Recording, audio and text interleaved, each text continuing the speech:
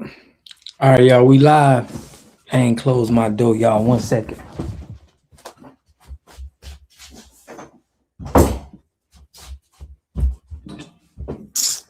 All right, y'all, we live. Y'all know how we do. Oh shoot, I gotta make sure I tap in. We finna let everybody tap into the channel, y'all. I have to make sure I do this on YouTube real quick. The African Dodger. My bad. But yeah, y'all, we got Mr. Tendernism. His interview, we're gonna go over that, man. I know he holds it down. But we also going to, go over some Sabby Sab did something about. Ainswell, what's good, family? I gotta get this. Philly. Hey, we gotta we're gonna play Mr. Tendernism, man. He did I like the segment that he just did. We getting everybody in the building. Okay, we good there. We on. First class citizen, what's good, family? Salute, man. We in here, man. We got Mr. Tendernism. He did an interview. He gave some good points, man, that I wanted to bring up, family. But we got a good show tonight, man. We're gonna keep it live. I appreciate y'all for tapping in. Y'all know how we do. But I ain't gonna hold them. I ain't gonna hold y'all. I'm not gonna hold y'all. No need to. Let's get it.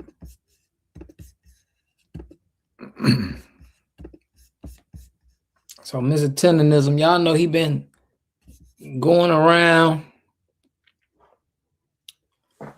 going around. He's a celebrity now, and I love that. I love that he's a celebrity. And he going around doing his round, talking his talk. Oh no, yeah, I like it like this, fam. We're gonna have Mr. Tendernism them on the big screen. But yeah, fam, we're gonna get into what, some topics Tendernism was talking about. Salute to Earn Your Leisure. They did a good job of questioning, and it was talking about equity or ownership.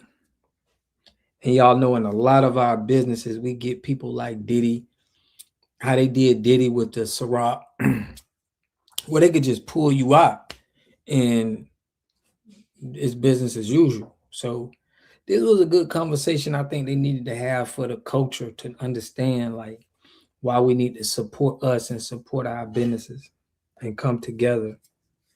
Y'all know how we do, man. We're definitely trying to push Operation Blackout, Shortstop.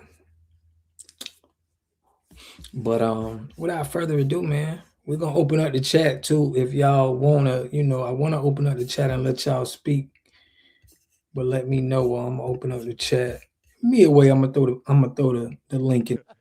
Well, yeah. Thank you for joining us. Appreciate it. So all right. Let's get into it. People know they know you on social media, just do. but I don't think a lot of people know your backstory. I just found out that you were from Indiana. So tell us your backstory. And I know you've been involved in cooking barbecue for 50 years, right? That's about. What's good, Tania, Priscilla? What's good? Y'all know I had to stop it for y'all. Everybody who tapped in. Appreciate y'all, man. We finna have a good one tonight. I want to get y'all opinion on a lot of this equity, ownership. Correct. So how did... Wait, he said he from Indiana. Listen, man, the man grew up in the South. Okay? He grew up in the South, so you can't say you from a place that you ain't grew up in. You could say I was born there, but this man got a whole Southern accent. How did you get started? And yeah, walk us through your journey as far as being a cook. Abria, what's good? I was a little kid, and my brother never had Porky's Pig. It was in a place called Robbinsville, Illinois, in Maywood. So I used to cut the wing flap off. So shoot, I want to learn. Then I ate a few of them, died a few. And so ever since there, it just intrigued me. I said, well, you got electricians, water, plumbers. So what kind of job? Food. Water plumbers. Oh, he shouted me out, y'all him. me let him go. Wait, I thought he from Cali. He live in Cali, but he was raised in Louisiana. He's from Louisiana. He was born in Indiana though. So but you could tell by the accent. Listen to how he talk. Know what I'm talking about? Listen how you know he from the South. It's three things. You need water, you need electrical, and you gotta eat. So which one was easier for me? The eating. Say he need water. I gotta holler at Mr. Tendernism, get that water treatment system in his own. Y'all know we sponsored by Envirely. Oh, okay, I got you. Yeah. Hard. So I like the cooking field. And I went into it with love. You know, I want everybody to be happy when they finish sit down eating what I got. You know what I mean? I want them to be happy, smile on their face, patting their feet. Kids, grown-ups, senior citizens, people who got no teeth, because you don't need no teeth for the meat. It took me some time to get to that point, but you don't need none now.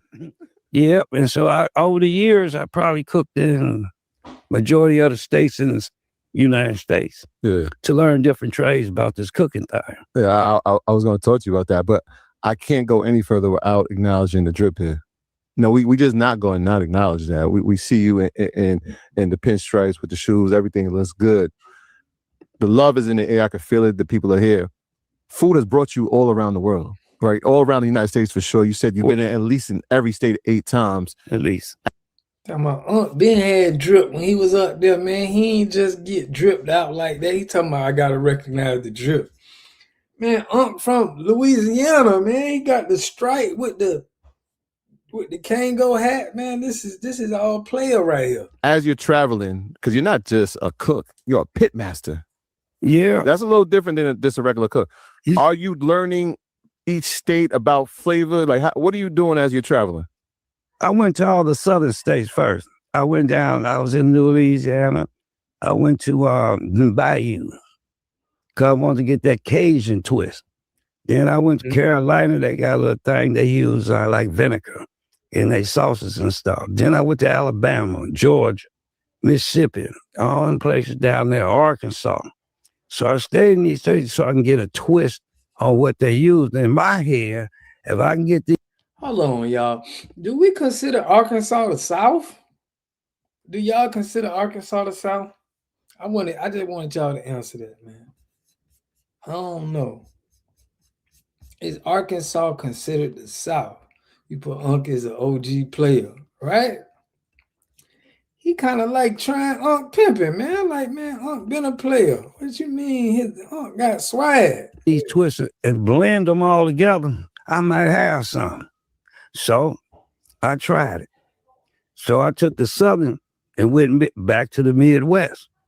I mean, it worked. And I said, well, I have to go out by the Rockies. I went to Colorado. Not too bad.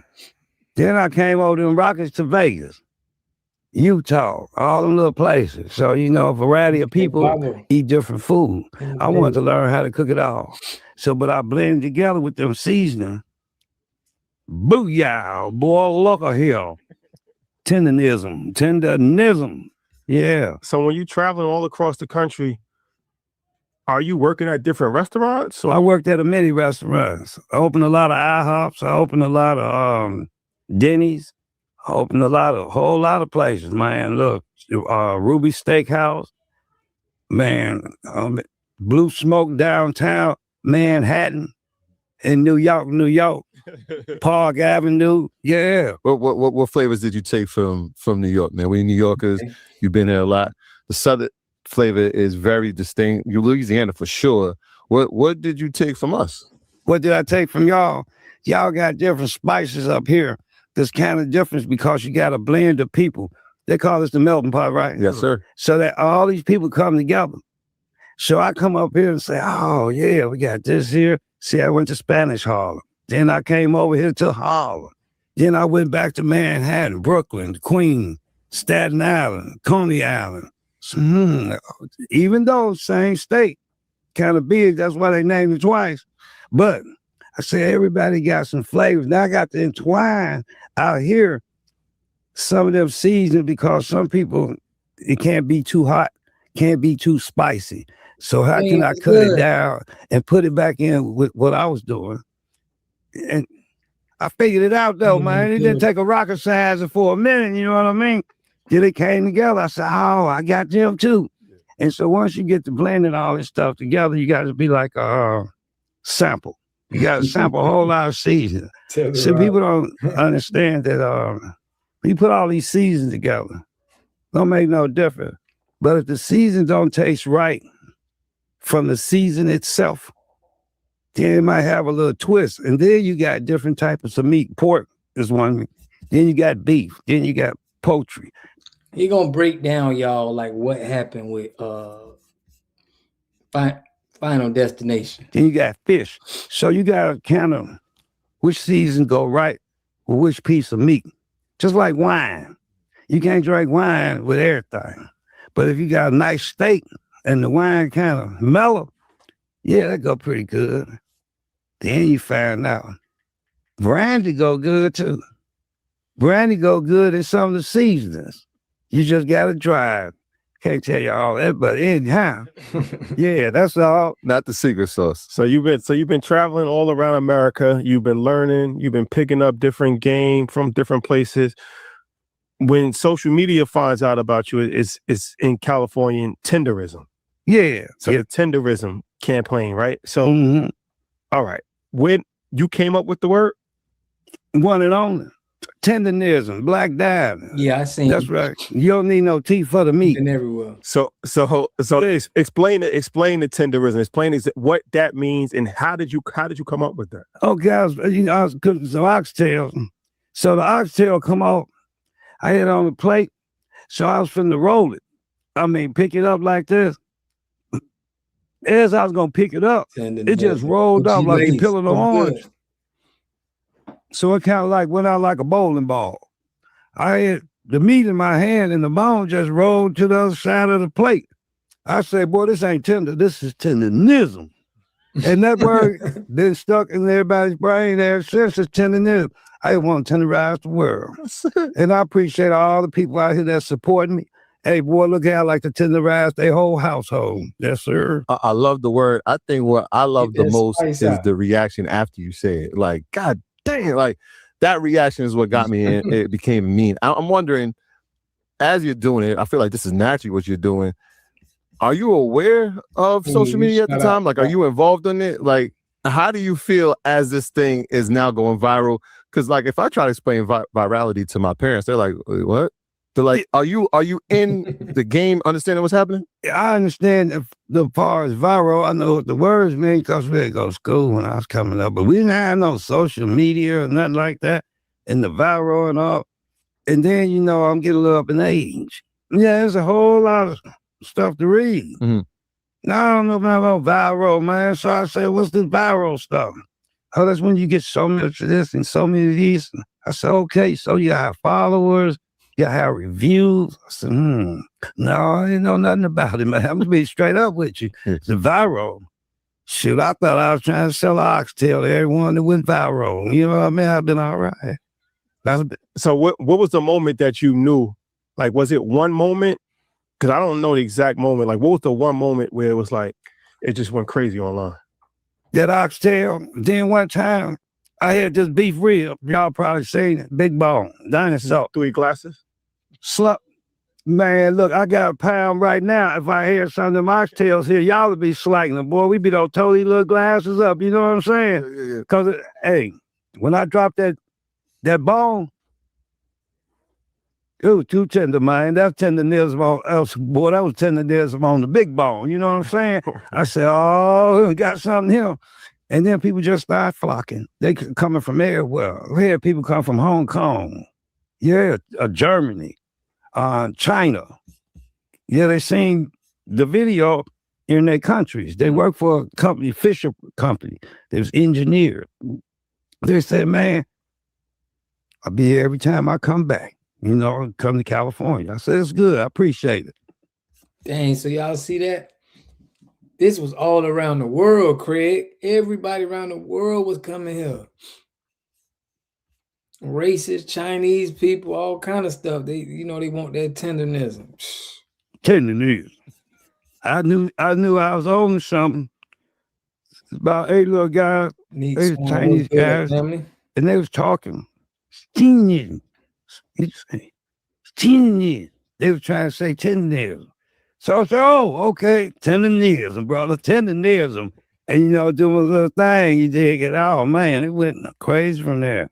Are you, as this is happening, are you realizing people are coming to taste what you've created, but they're also coming to see the personality? How are you dealing with that? Man, they come on, man. I'm gonna be the same way, man, 24/7. 7 days a week. I can't change. This ain't no fake. You see me now. You see me later on tonight. I'm gonna be the same. Don't make no difference where I'm at.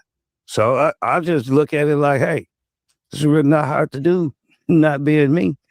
And so, hey, I take it all stride. When you saw the lines wrapped around the block, like you said, people coming from China and different parts of the world, now you do it, you just doing it, and then you realize that it's big. At what point do you think, like, wow, this is really something that, you know, I didn't even think it was going to be this big? Yeah, I never even thought about it. You know what I mean? It wasn't a thought, man. Look at this Friday night mind I got in my head, man. Alan, what's good? But how many people? Wow. Now that's crazy. Then I just got to thinking about, hey, personality.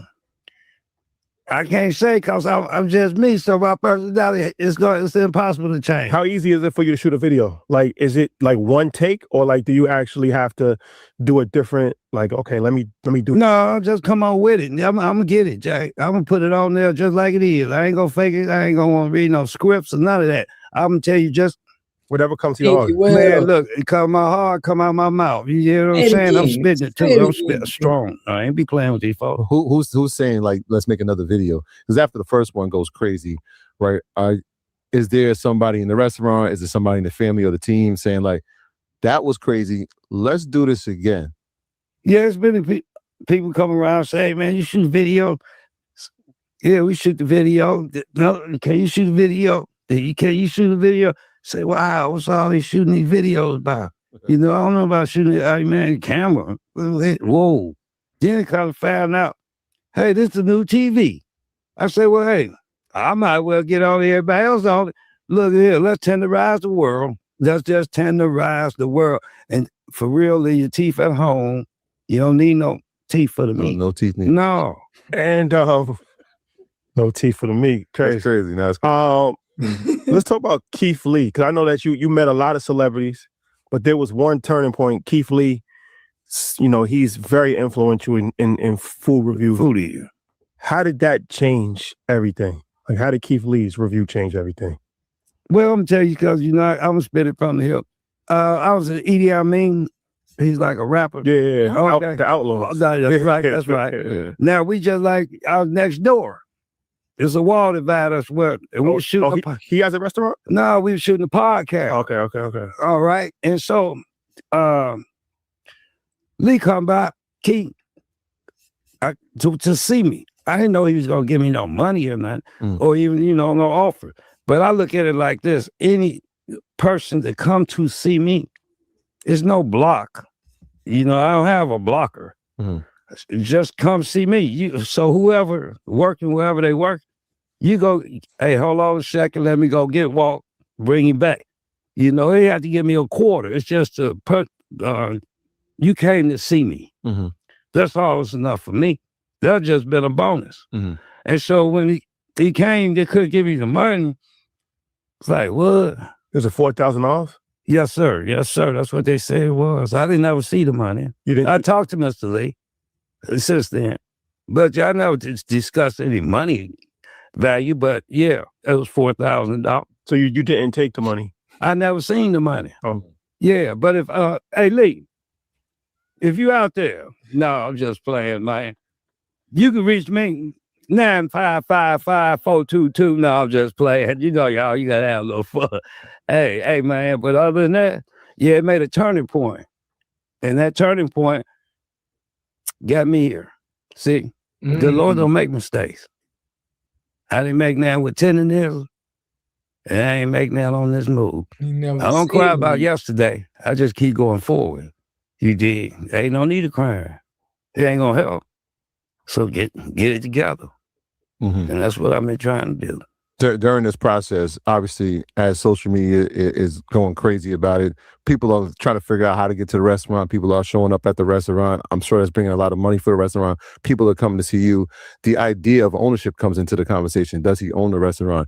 At that point, I mean, I'm sure throughout the career, 50 years is a long time of being a pitmaster. Are you thinking, let me create my own restaurant? And did this intensify that thought? Or how did you? Yeah, it definitely intensified the thought, because, hey, look at here. I can go in the backyard right now and do this here. This ain't nothing I need. No practice on no more. All thing I need is the equipment and a few pieces of wood, like them trees outside. Boy, I tenderize Harlem today, not tomorrow, right away. That's right. So when people found out that you were not the owner, it made a lot of news on social media, right?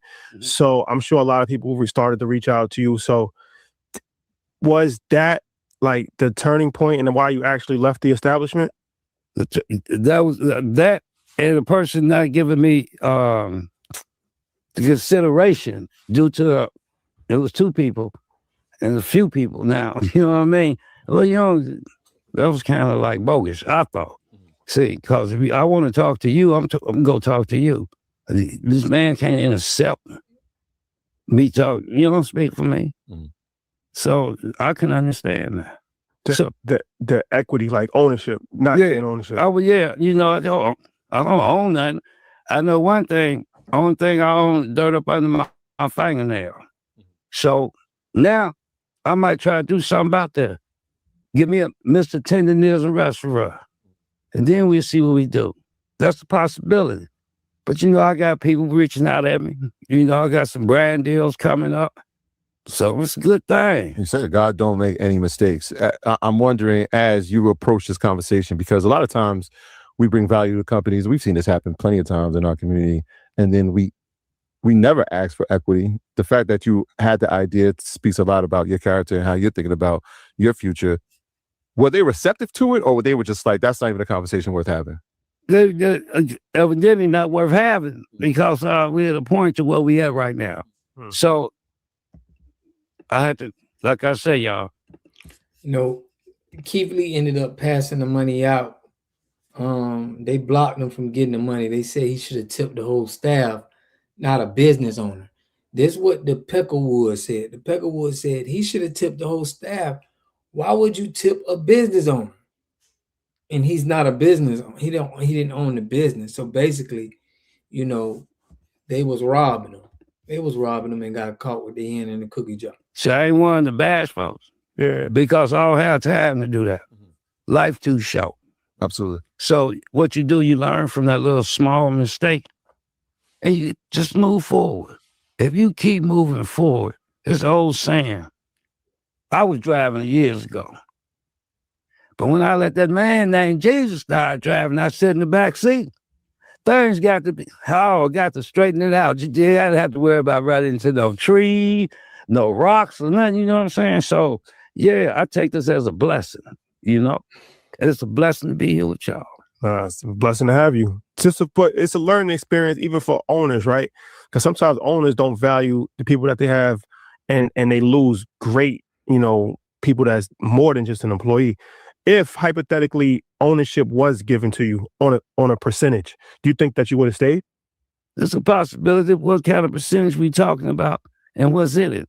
But hey, like I say, no backstepping now. Mm-hmm. I gotta keep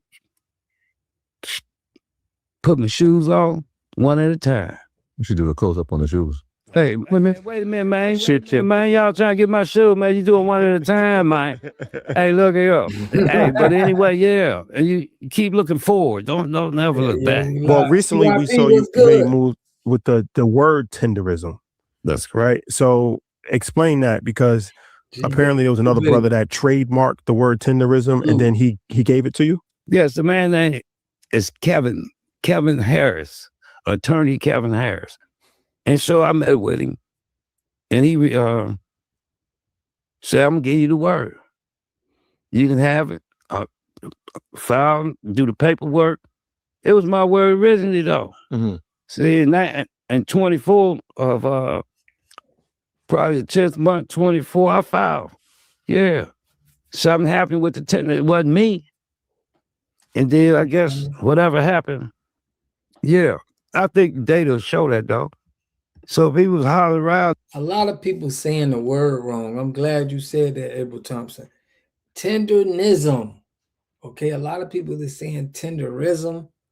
It's tendernism. You know what I'm saying? Anytime you hear people say, well, he need to trademark tenderism too, because I seen them dudes over there in UK trying to use tenderism, because they probably know that tendernism is trademark. They tender. No, you ain't. You ain't know where tenderism come from.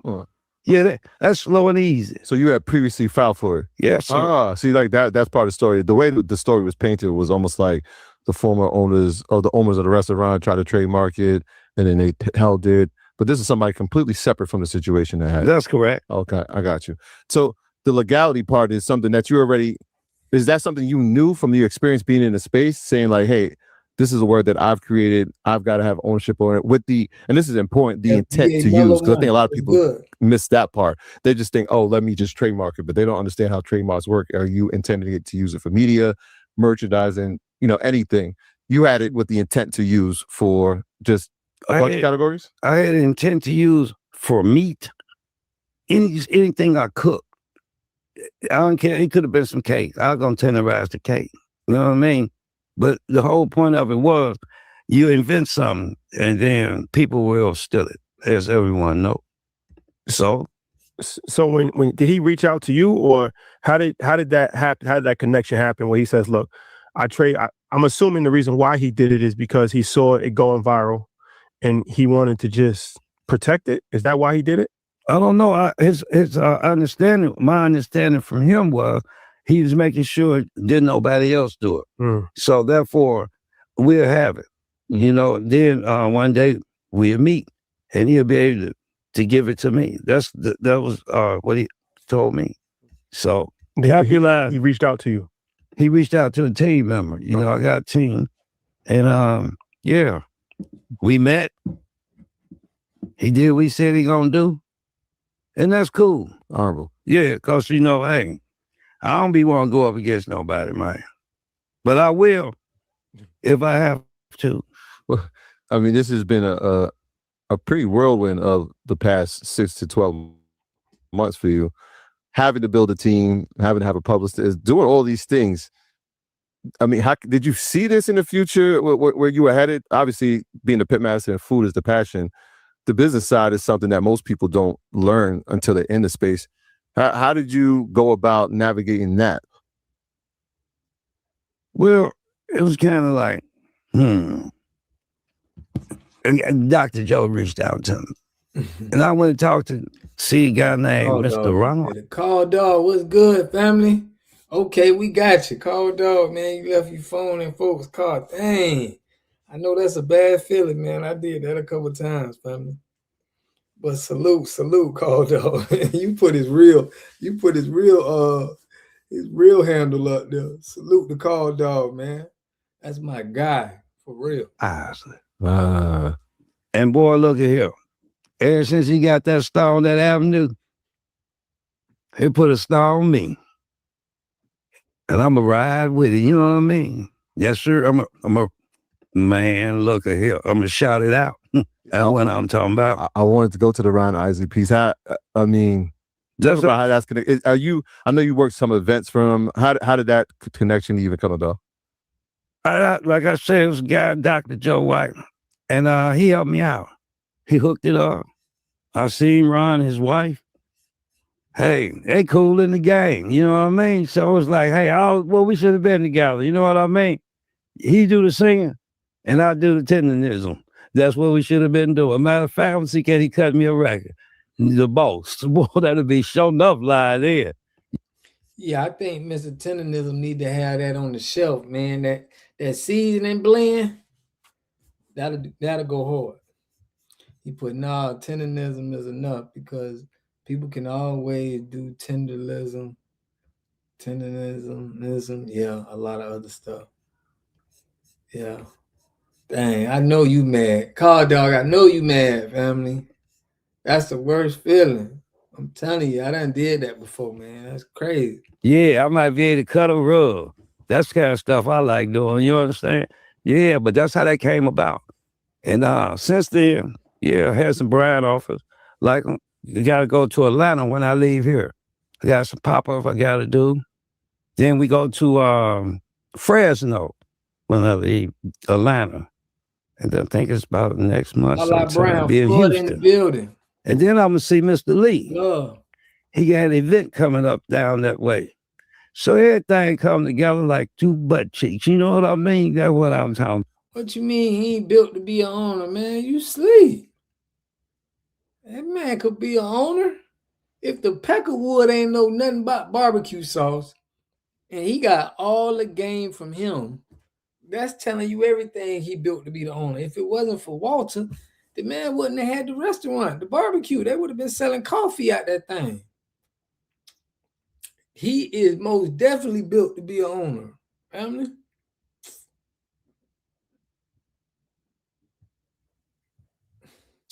Bro, this man built to be an owner, man. What Alonzo Robinson talking about, family?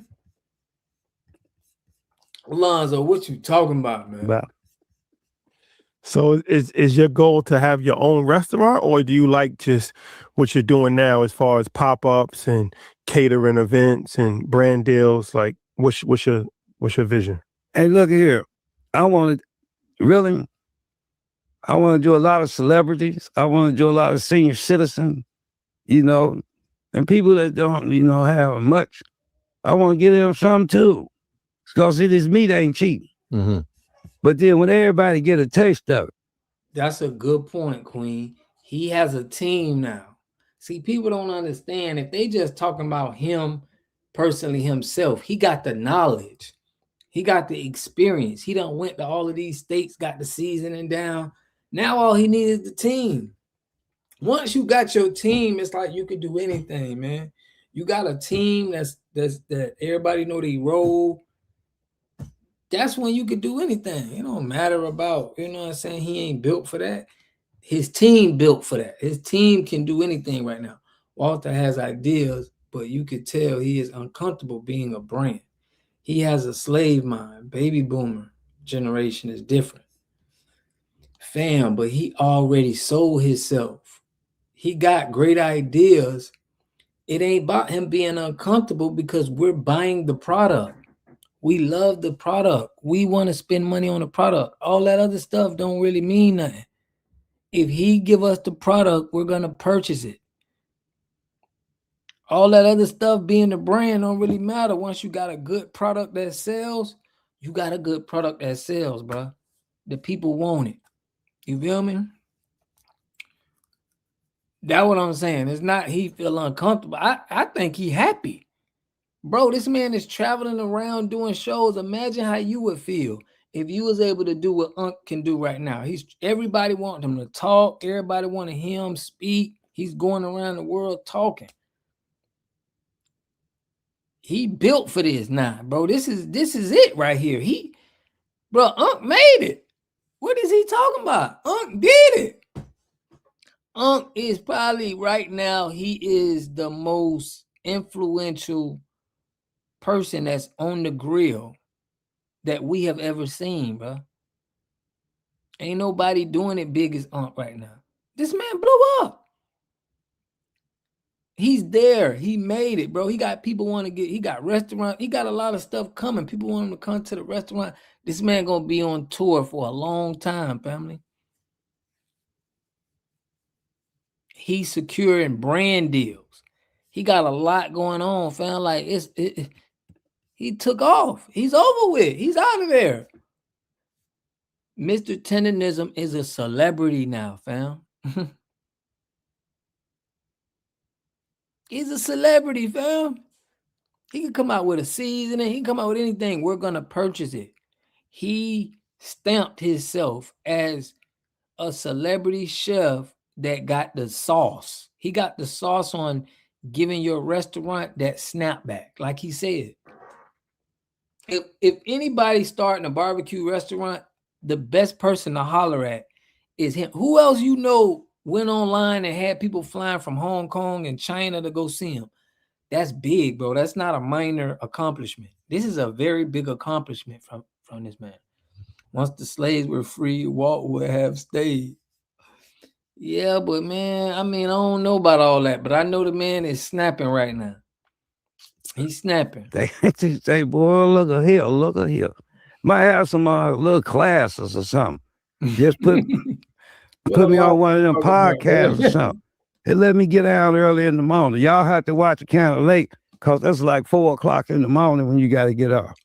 And people don't want to get up like that. And you know, I ain't getting no younger, and these hairs ain't getting no darker. Matter of fact, they're getting grayer. You know what I mean? So, and my wife don't like me be gone all day. So I got to. Yeah.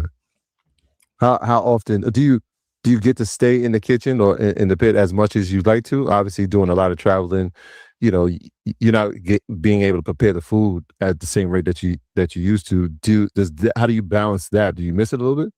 Yeah, I miss cooking. You're gonna always miss something you love. Mm-hmm.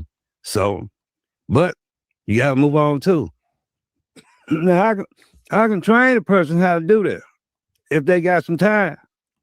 It ain't gonna come out tenderism. There's no where it came from.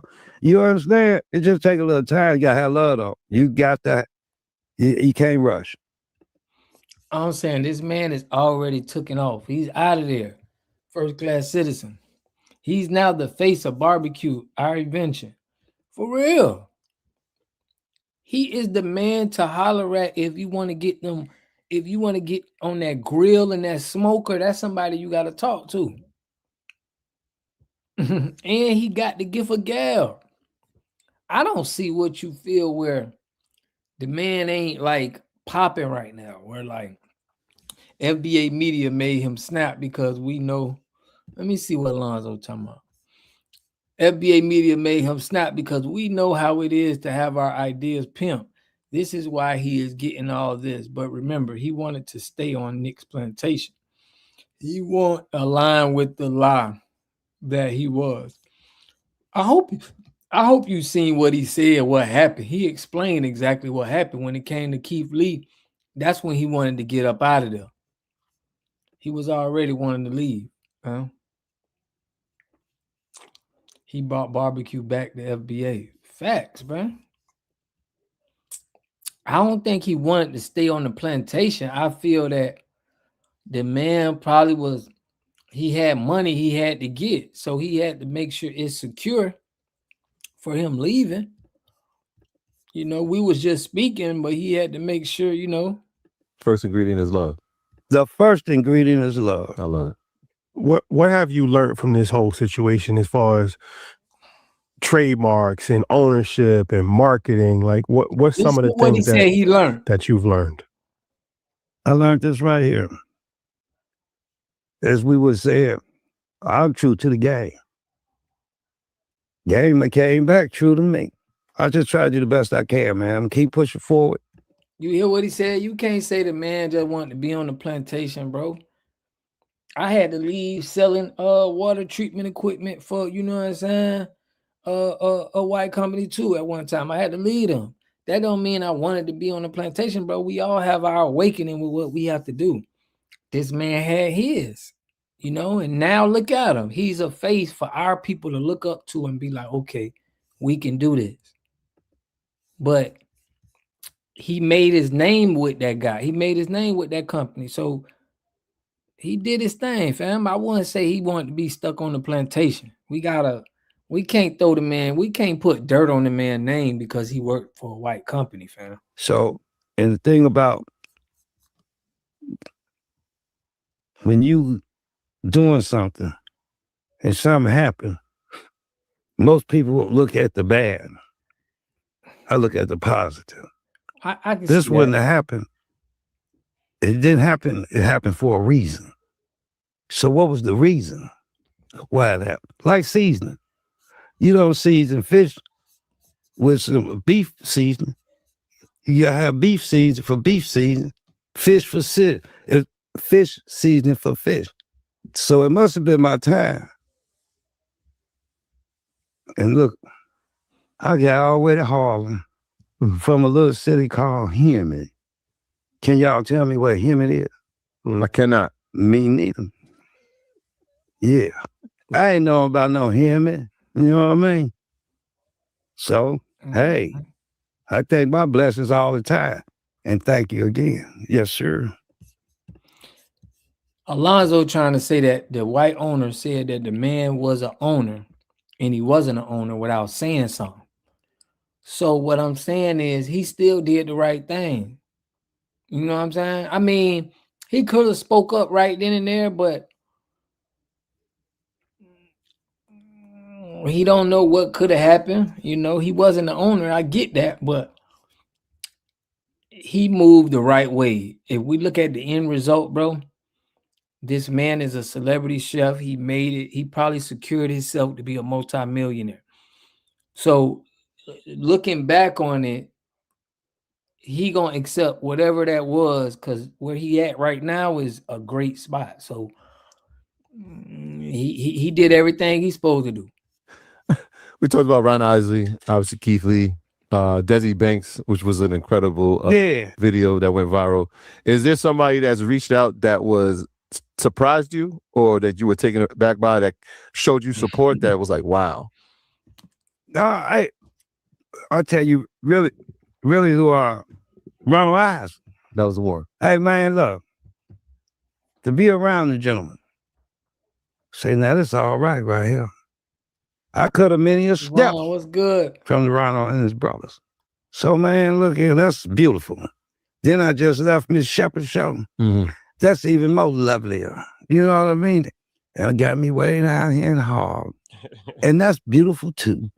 Yeah, so and I gotta get on the plane and go to Atlanta. Yeah, I'll see a guy out there now. Shout out to Steve Barbecue. Fed, we coming. Boy, we finna set it off. Yeah, I just want to say that, man. Anyway. Yes, sir. Talk about like so many times people don't understand like overnight success. They use the word overnight success. Mm-hmm. So it literally took you 50 years, right? 50 years of traveling to every state in the country and working at every type of restaurant to hit your moment where now you're becoming an online sensation and that fame. So I think that's a lesson in itself. Like, talk about like you just having the patience and just staying the course and just doing the work every single day for 50 years to get to a point now where people are really respecting you and having such high reverence for you. Now that's the beautiful. That's the end game. You know, like in chess, you got an opening game, you got a middle game, then you got the end game. I'm at the end game, so it's lovely. It's lovely, and I think I'm up just a tad bit because I got 2 pawns. So hey, if I can get this other pawn down there, I might have something. That's how I look at it. Checkmate. You know. You talked about the end game. When I hear Mr. Tenderism, I think something much bigger. I think merchandising. I think product, because the one thing in business that you learn early is that if you don't replicate yourself, how can you scale? Right? Mm-hmm. There's only so many interviews you can go to. There's only so many people you can cook for. Is that something that's on the vision board now as you're looking at the success that you've had? Is it, hey, there's a cookbook, or can we not? Where are we at? What's on the vision board, I guess? Hey, see, they told me a loose lip will sink a ship. So I try to keep everything on. It's not that I'm going to be quiet about it, because one day you might just see me in all the stores across the United States, boy, over there in the other country. You know, so hey, them brand deals, I ain't talking about no little brand deal. I'm talking about that in-game brand deal. You know what I mean? So that's where I'm at with multi-millionaire. Y'all understand what he said? He's talking about big brand deals, bro. He done turned himself into an overnight sensation. So that, you know, I don't want to discuss things that, I mean, there it is. But hey, if you take that word life and you take the L and E off of it, you'll have if. If you wake up in the morning, so you can't say what's going to happen because we don't know. Mm-hmm. So I take this day, it's a blessing. I ain't going to say I ain't looking forward to them days because the game ain't over yet. That's right. Yeah, they say the game be sold, not told. That's a fact. Well, I definitely think, for my 2 cents, I mean, the podcast would be great. Like, you have a great personality, and like you said, just from a culinary standpoint, but just motivation and daily affirmation and stuff like that. Like, man, come on with it, man. Now you know you got to be motivated, man. that's a fact. You got to be motivated and dedicated. 100%. Yeah, and I'm gonna stay motivated and dedicated. I think he need to have his own podcast too. I think just speaking to the people, we want to hear more from him, and he got that sauce. 100%. Yeah, I'm gonna keep it real too. 110%. I'm gonna keep it real. There ain't gonna be no playing with this now. Yeah, and then also the brand deals is great, but like he said, I think you definitely could have your own line of Lori's seasonings and barbecue sauce and different things of that nature. Where Yeah, Mr. Tendernism. See the Mr. Tenderism apron. Boy, yeah, you know one thing, man. I ain't gonna even tell you now, man. Hey, you been in my bags or something, man? What's going on? I had a gift. You know what I mean? Oh man. And it got Mr. Tendernism on it. okay. But I ain't gonna tell y'all where I got the gift from. Y'all won't know lie. But yeah, hey man, I'd like to see that though. Some seasonings, some barbecue sauces, you know, baseball caps, even though I'm well you can't go. Why not have a Mr. Tendernism can't go? Why not? Why not? Why not? And the cooking classes is a good idea too, because there's a lot of people, younger people, it's a disconnect between generations. Yeah. So they don't understand that Southern barbecue tradition. Yeah. They just getting fast food now. So they will. It's them New Yorkers, bro. They saying the word wrong. He keeps saying tenderism, bro. Stop saying that. Pronounce the man's stuff right. Golly. Oh, look, I got something planned, man. Y'all wait a minute, man. Y'all ain't got me bugged up and that. Y'all got, a whole lot of stuff I didn't know nothing about, but how y'all know about it? All right, just thinking from a business. Yeah, just thinking from entrepreneur. I said, Go. No, yeah, but anyway, yeah, that'll be beautiful. See, because I got kids and I got grandkids, and they might have kid. I'm talking about some grandkids, but I got kids. When I say grandkids, it's some more kids. There's some more kids. I like all of them, One day to see, I know him. I'm my grandpa, 10 years. Yeah, see, that kind of stuff. But the whole world know me. They're saying that now. Now, this is something that I need to know. Been married 14 years. I can make a few meals, right? You've been married a lot longer than I have. Who cooks in the house? Man, let me tell you something right now. Each one teach one. My baby don't feel like cooking. I'm gonna have to throw down like that rat cheese packing. Well, boy, my baby throw down cooking, you understand? I might have to go through a few Bloomingdales and things and all them kind of places, but hey, get hungry. It's time to eat. So, hey, she can get down too, though. That's the good part about it. 2 chefs. Yeah, boy, I ain't got to be doing a whole lot. You handle that part, I handle this part. Hey, we get together at the table, I be trying to eat up everything, her part and my part. Most important ingredient is love. That's it, man. That's it. Boy, I'm telling you. And that's one thing. If I could teach some of these kids out here in the world, not just the world, if they learn this trade, this cooking thing, they'd be some of the happiest people in the world. Because you can't think about all that crazy stuff, not cook. That's a good idea, though, Queen. Just like how I think Trick Daddy got that. He got my pots, and he be having Soleils come by. He be cooking them. That's the same thing Mr. Tendernism need to do. But Trick Daddy got a restaurant too, though. So he can have a restaurant too, had him running it. But he's a celebrity guy now, man. K-Son Thomas, man. Salute. Yeah, but I think that we finna get to the next one, man. We're gonna see how somebody did it wrong. Okay. We're gonna go over that in the See, we don't burn something up. The kitchen might be one of them. So you gotta stay focused. As long as they stay focused. They come to my class, I'm gonna get them. Yeah, that's right. I'm gonna get them. Make them candy balls, all kind of. See, there's a lot of stuff y'all don't know what, man. Yeah, y'all know about 10 years of all one year. Oh, you're all around cook. Man, Everything. I can't say what I was finna say. My wife sitting over there, pig, pussy, pork, boy. You know what I'm talking about. Play. Oh man, whoa. So that, I mean, you brought up a good point as far as Yeah. the art of culinary, because it does teach you a lot of different things. It teaches you discipline. Yes, It teaches you to follow authority, because somebody has to teach you. So you gotta listen to that. It teaches you patience, like you bake it, like it's going to take a long time. So yeah, that's good for everybody to know. But like those disciplines, it's more than just tasting good. Like you're actually learning real life skills. That's right. That's right. You got to know 'em. You know, you use a boning knife for boning to get to be. You don't use a chef knife to bone. You got to be doing that a long time to use that chef knife for boning. So here's discipline come in. Like your fingers might have a little cut on it. You know what I mean? So how do you not cut your hand? Don't cut your finger off. No, not See, at all. you mess with slicers. So it's a dangerous field, but it don't have to be dangerous. You just got to pay attention to what you're doing, stay focused.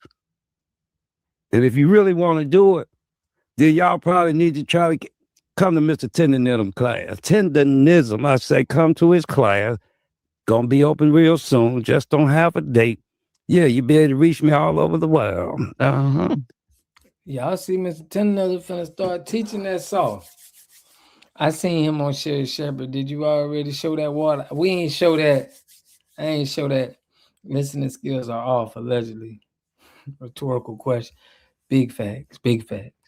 We're gonna stop it there for Mr. Tendernism, but I'm gonna show y'all now how when you make the wrong decision and you tap into, some of these big companies and they get you over there and you don't know what to expect. Check this out. Shout out to Sabby Sad, but now we're gonna see how, when it don't go right. Let's get it. Shout out to Sabby. I don't know if everybody has noticed, but Netflix has decided to implement podcasts to their platforms. Kind of weird to me. Most people don't sit down to watch Netflix and say, I want to watch a podcast. So I wasn't sure how that was going to go. And it's just kind of weird to me because most people that watch podcasts tend to do so on YouTube, Spotify, or Apple. You get the point. Not Netflix. It's called Netflix and Chill for a reason. But one of the most popular. Oh, Sabby, what you know about Netflix and chilling, huh? You know she got an Italian, huh? That's our little slang we came up with. Maybe he will have his own podcast, cooking show. Yeah, he need that. I would love to see that, But he doing his own thing, and that's what matters. Podcasts and radio shows, The Breakfast Club was given a deal by Netflix, and they took it. From what I understand, Netflix really paid a lot of these podcasts up front, and then they would go ahead and produce the content. The question that we have here is the short-term gain worth it in the long term?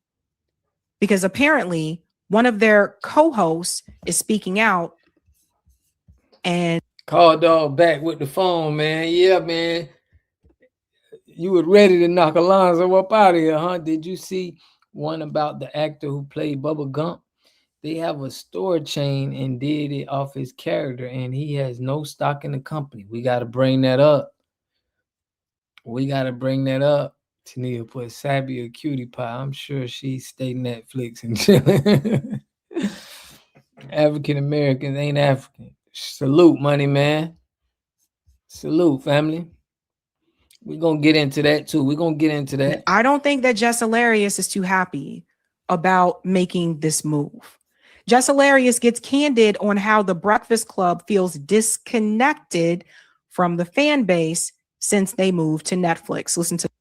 Of course, and this is a good lesson to learn, right, Abria? This is a bad move to me, allegedly. Own your own. We in a position right now where we trying to we want to be able to own our own. It's not a good look, bro, to people when you signing with these big corporations, fam. It just don't look good. We want to see that you have, some ownership.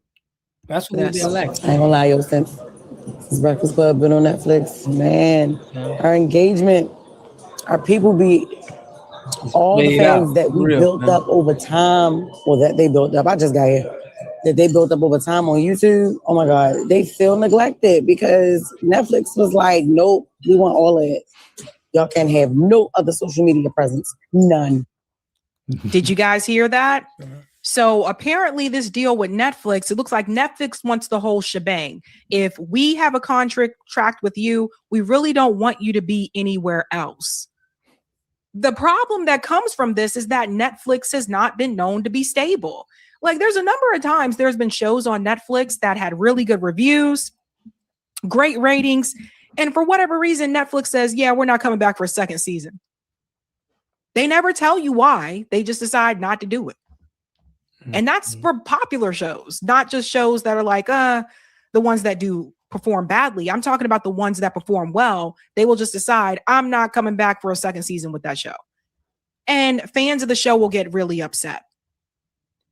But according to Just Hilarious, it sounds like Netflix is telling The Breakfast Club, it's us or nobody.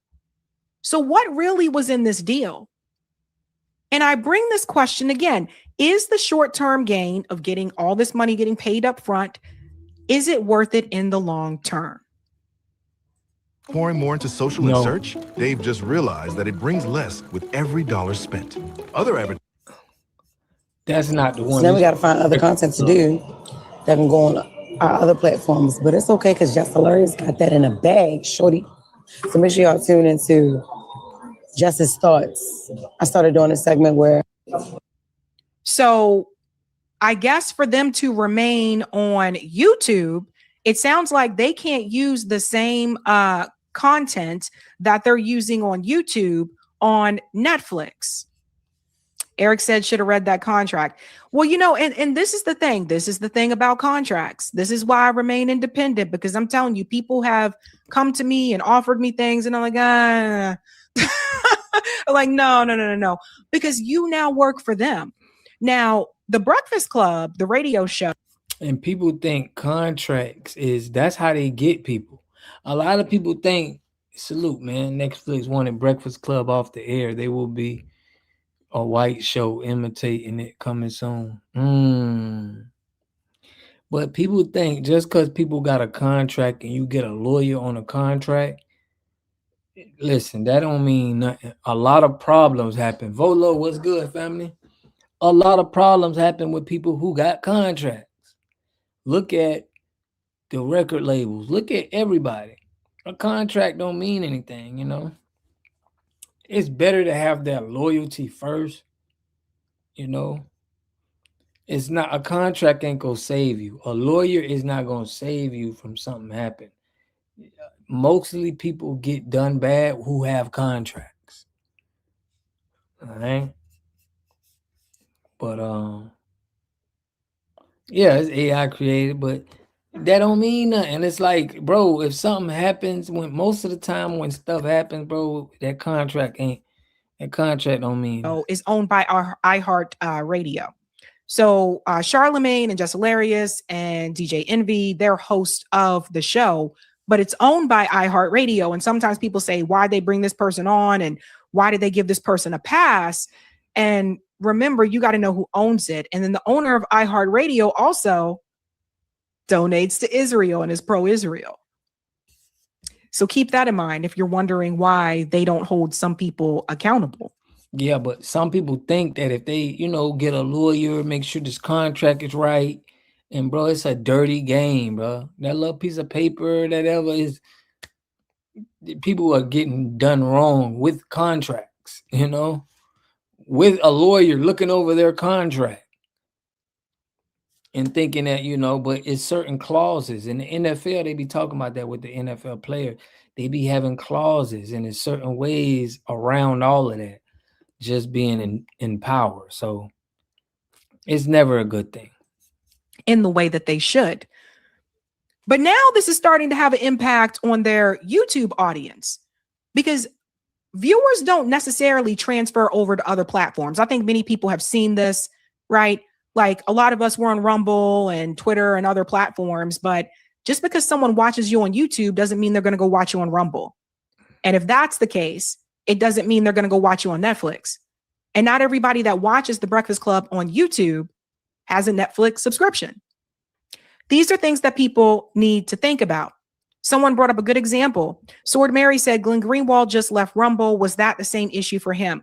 I don't know, but I do know that with Rumble, for a lot of the people that had the Rumble contracts, there were stipulations where like you could only do live streams on Rumble. You couldn't have a live stream on YouTube, but you could upload short videos on YouTube, but you couldn't go live on YouTube, right? So the problem that I think you run into a lot of times with Rumble is that I think when it first really jumped out the gate and it was growing in popularity and there's a lot of censorship on YouTube, and there still is. I don't know what that was, Corey. There's a lot of censorship on YouTube and there still is. I think at that point in time, it's like a lot of people ran over there because they said, oh, okay, we can say whatever we want on this platform. But then what happens is the other platforms don't seem to have the same type of agility as YouTube, the functionality. So yeah, y'all, that's what we they did it wrong. All right, they probably lost their whole company, and the company probably wanted to buy him out or anyway. And Breakfast Club always been for sale, right? When you for sale, it's just nobody ain't caring about you. You're not standing on business. But y'all told me to bring up that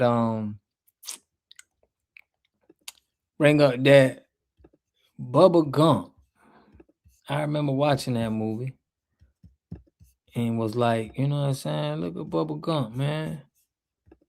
But what they did to Bubba, they ain't give Bubba no splits. Went in, I stuffed my lip and did my whole thing and did the interpretation of the character. And they matched me up with Tommy Hanks.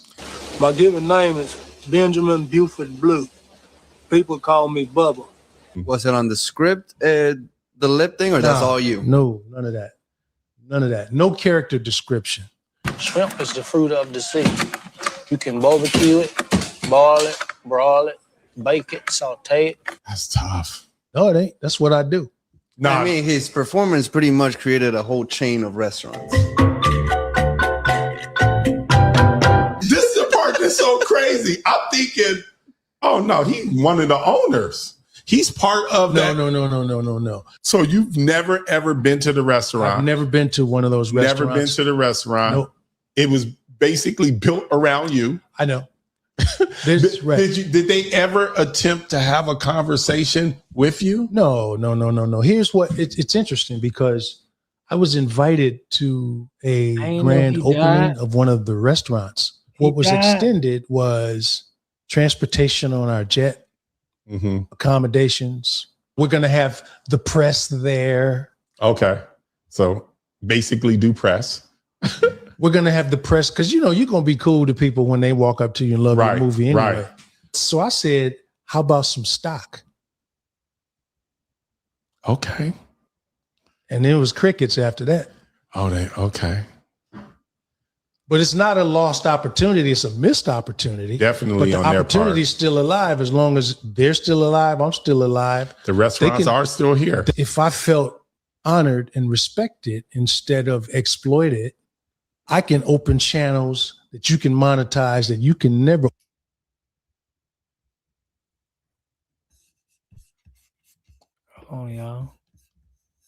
open without me. So why do you just want you to get paid and I don't get paid? That's good enough for you? Imagine if you treat me right, give me some real participation. Yes. Not to hurt yourself. I ain't talking about that. I'm talking about do what's right because the people that came before you didn't. So you could fix that. So I hope they come into that understanding at some point, brother. You know, right? Because those restaurants are still here.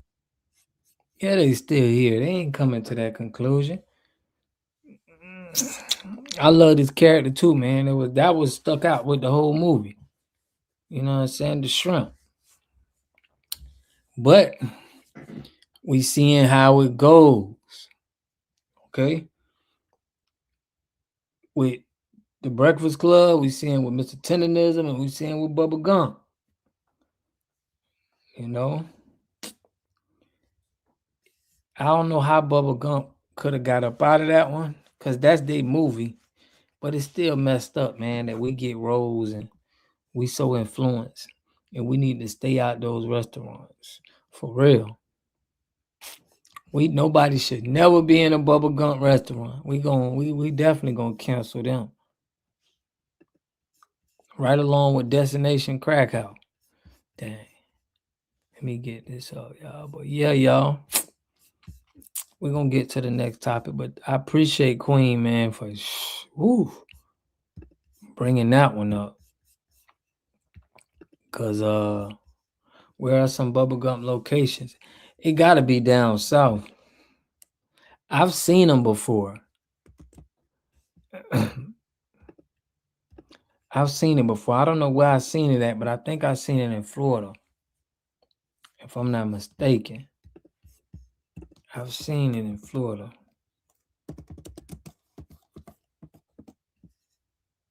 Yeah, they're in Orlando. They're in Florida for sure.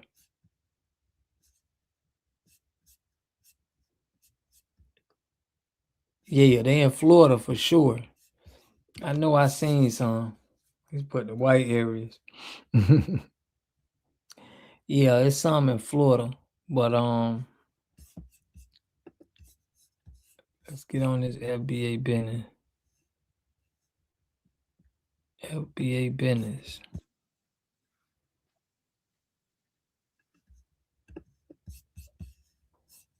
I want to show y'all this.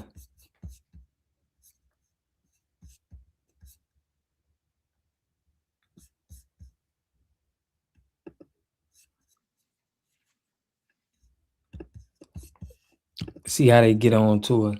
Times Square, New York, at Universal Studios destination. Being greedy, yeah. That's all of them be greedy, man. Just like when they did the Bubble Gump, they could have came to Bubble Gump and been like, "Look, Bubble, we're gonna put you, we're gonna start a restaurant. We'll give you, I could have gave the man 10%. Gonna use you." But nah, they don't play them games. I noticed that when people try to relate to Black Americans, like other Black immigrants, they only ever try to relate to us through trauma bonding. And what I Yeah. mean by that is it's always something negative. Like they'll say, "Oh well, if the police see us all, they're just going to treat us all the same." Or if the government doesn't see you guys as equals, just like they don't see us, they all see us the same. If it was an Ethiopian and a Black American and a Jamaican and a Haitian and a Nigerian lined up on the streets, they're all going to get the same treatment by the police. And it's like all of this trauma dumping and trauma bonding. Like, what would make you think that would make me want to be unified with you when the only thing that you're connecting yourself to when it comes to me is something negative and trauma based? Like, do you not realize that trauma bonding relationships only breed toxic interactions? It doesn't breed a healthy relationship dynamic between anybody, whether if it's a romantic relationship or if it's a work relationship or if it's just a societal relationship. Trauma bonds are not the way to connect. If you want to try to make a connection, don't tell me that I'm gonna be looked at as an animal or treated like shit by the police, and that's how I should be able to relate to you.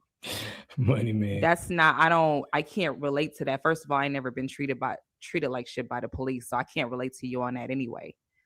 If you want to relate to me on something business level, career level, intelligence level. Let's talk about what we think about the nature of reality in the universe. Let's talk about God. Let's talk about beliefs. Let's connect on those levels, but don't try to connect with me to tell me no negative ass shit. What you said, 2021 talking point? She be standing on business though. I like her style, man. She be standing on the business. I just like to shout out our FBA content creators, man. Y'all know we got something coming to where we trying to bring us together. But she do, I guess.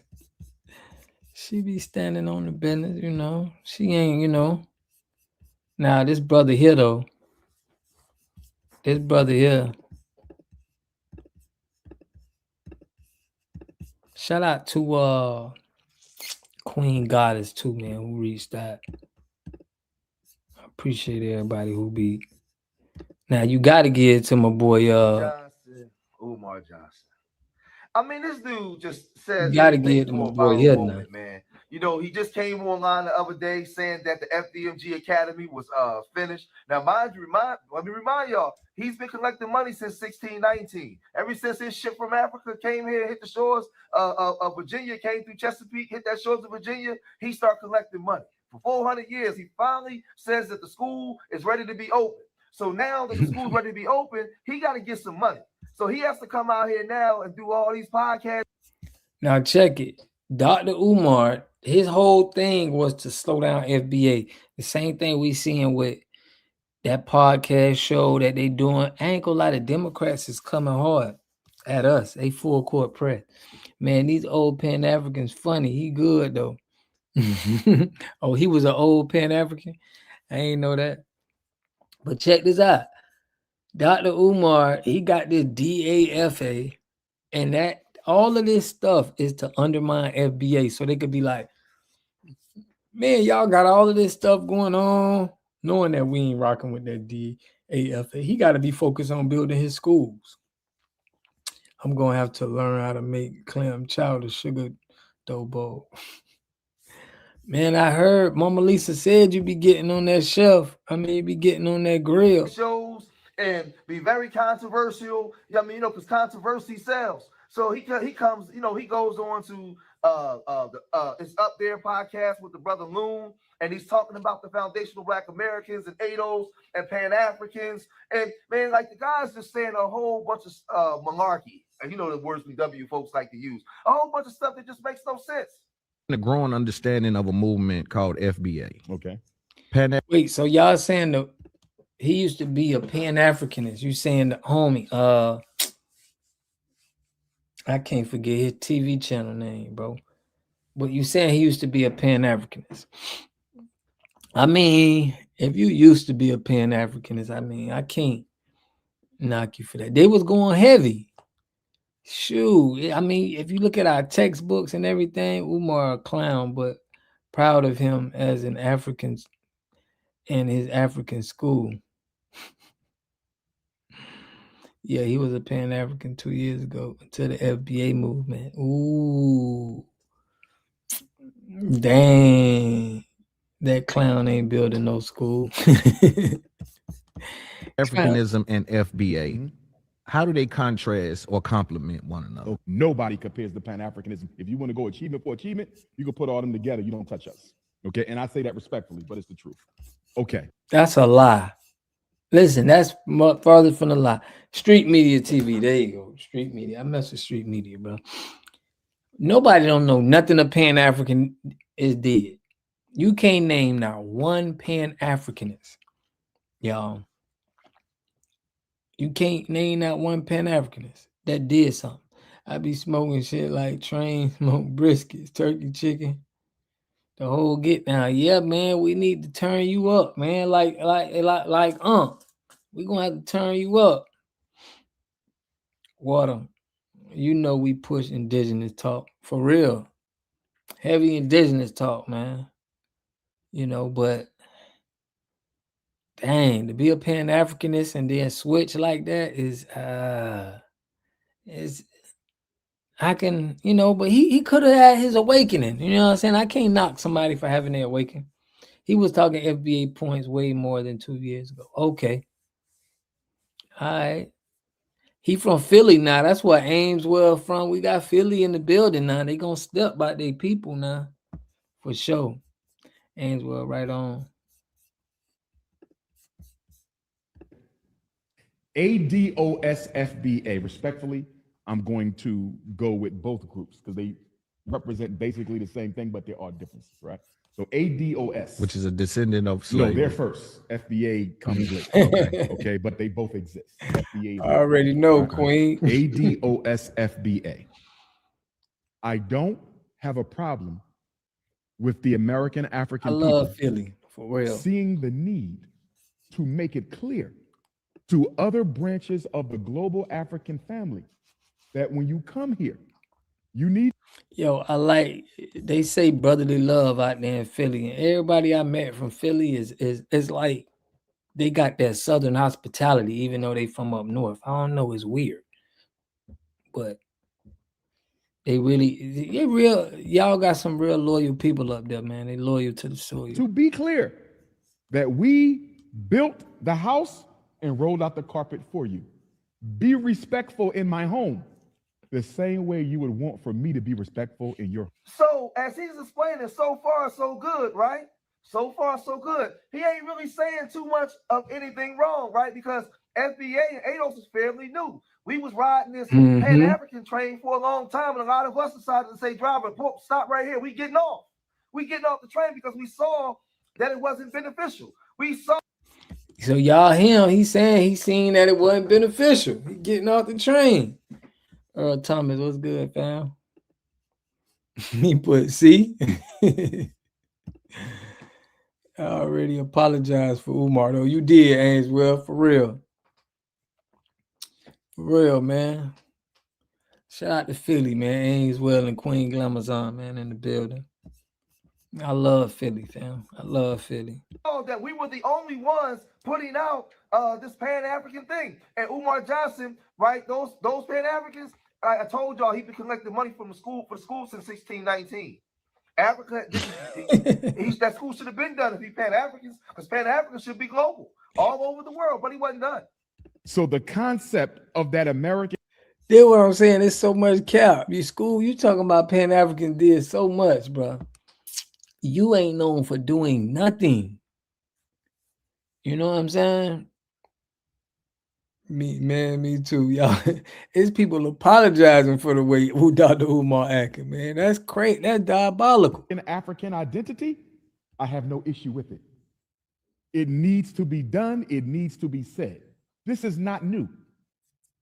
What is new about it is the adversarial stance that they are taking towards African immigrants who come here from the diaspora, and the energy that they give them, the negative energy that they give them, which supersedes.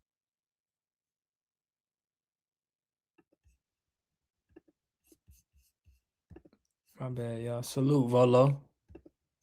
Salute, family. Appreciate that, fam. FBA is abolitionism. Wow, NAACP is Pan-Africanism. Okay. I ain't gonna apologize for 19 keys. He on his own.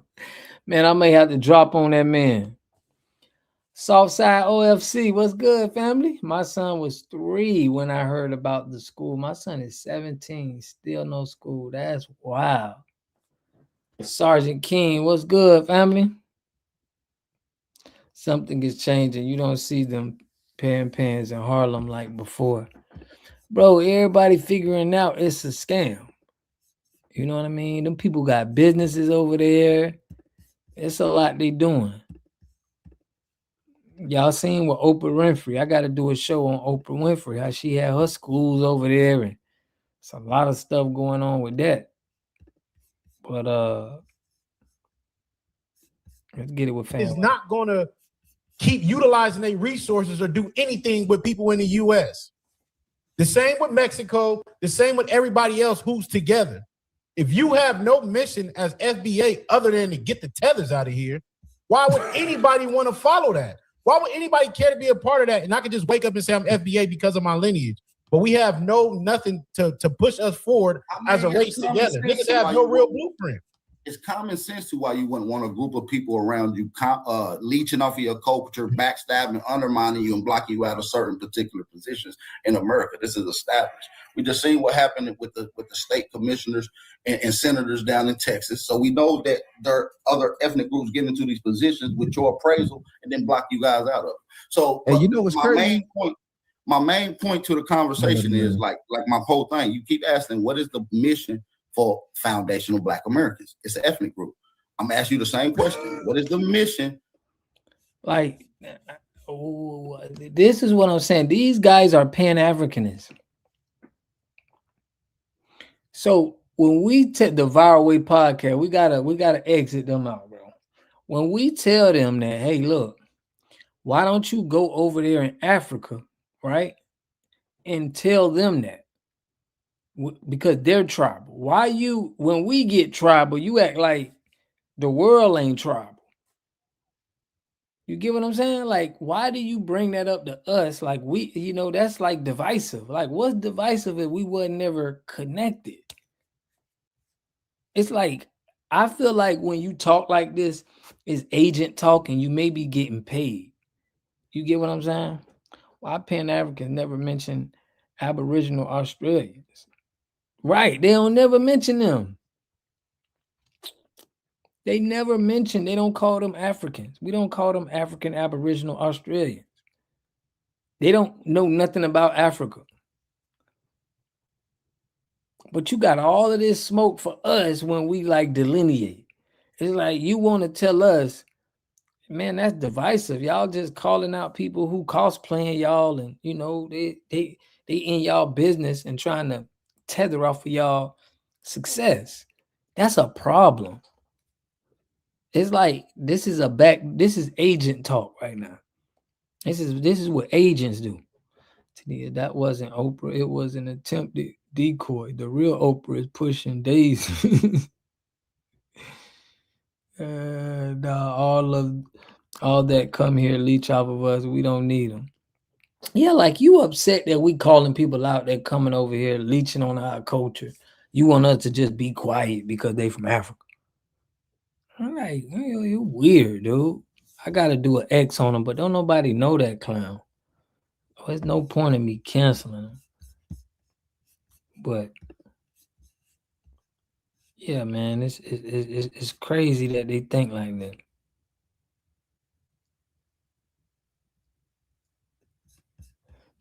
Now we got to get the shout out to Mama Lisa, man. Shout out to Mama Lisa, but we got something. I got something for Mama Lisa. She ain't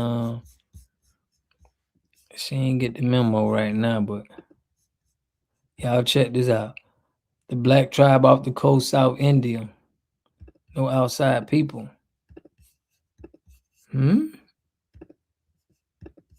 Facts for real? Let's get it. So y'all listen, Mama is officially a Lumbee Indian, a Native American Indian, right? And they have been J-Rock talking about what's BAP, recognized by the government, just like the Cherokees and all the other Native Americans. Yeah. Mama's Lumbee tribe has now been federally recognized. Mama, shout out to the Lumbee tribe, man. Our people getting federally recognized out here, man. Salute our 93-year-old family, man. Salute. North Sentinel. Okay, Paxton. What's up with J-Rock? What you talking about, man? J-Rock out of Cali with the Wu-Tang. Shout out to NC, for real, because Australians are not Africans. Exactly. Yeah, they ain't telling they not telling nobody but us, bro. They want us to claim this African stuff. Yes. Now, what you want to happen next? Now that y'all been recognized by the government, I want some money. All right, y'all. You hear? What? Give Mama her money, man. Give the Lumbee tribe their money, man. Y'all know what them people want. They killing anything that step foot on the island. Oh, for real? They never met Malaysians in Nigeria, those little black people. She said she wants some money. Y'all listen to Mama, man. Y'all listen to her. Check this out. All right, y'all. You hear Trump sending my mama some money. She's a legal government. I want some money. All right, y'all. You hear Trump sending my mama some money. She's a legal Lumbee Indian. Right. And so Indian, man. My grandma and them talk just like how you gonna tell us, fam? Y'all let them people tell us that we was something else, that we came from Africa, man. Y'all, we were Indians for real. We them same Indians that they talk about. They done migrated all of them Filipinos over here. I'm telling you, you already know. It's many celebs that are being played by actors wearing masks because the real ones are either serving life sentences or fish food. In the last days, the Most High is going to wake his people up to who they truly are. Yeah. It do say the land is going to be returned back to us. You feel me? Salute, Burners Brass. Salute, family. That's true. Yeah, we need to study them. Yeah, man. But listen, man. Mama Lumbee tribe, man. Y'all know how we She's doing. 93 now. Y'all been waiting 137 years. Send my mama some money. It's time to give it up now. All right, y'all. Be blessed. Love you. Love you. Love you too, Mama Lumbee tribe, for real. Y'all know we gotta put it in for the for our ancestors. So don't let them people tell us we from anywhere else but this land. I don't want to hear nothing else but that. And I'm finna listen. I missed the opportunity too. I was supposed to I went to this thing with kids. They had a homeschool. It was where they was talking about countries. And I seen they had the African American. They was like African American using that term, and I supposed to snap in there, man. I didn't though, but now that I look back at it, giving out wings before you reach the shore. She looked like she could be my grandmama Lavon. For real, man. I got a grandma, I got some family that look like her, but we Cherokee though. We Cherokee. The man unalive. Yeah, both on my grandmama's side saying we Cherokee. So it also said the scripture, these people will be going back to their own countries. Ain't it happening? Ain't that crazy, Burners Brad? It is kind of crazy. That's why I be trying to tell people this land will gonna be returned to us. Like here, it's yours. 2010. 2010. For real, get them up out of here though. We ain't worried about that. Get them up out of here. Let me stop this and share this, man.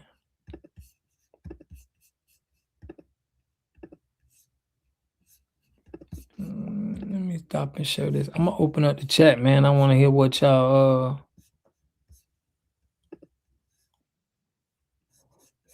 got to say about this. Y'all know how we do.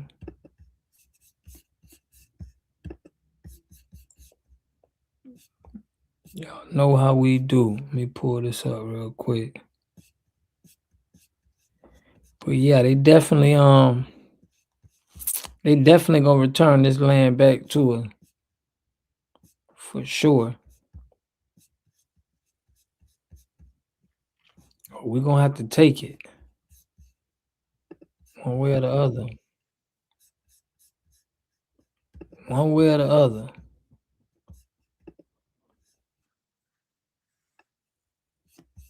But I know we gotta support the fam, man. We're gonna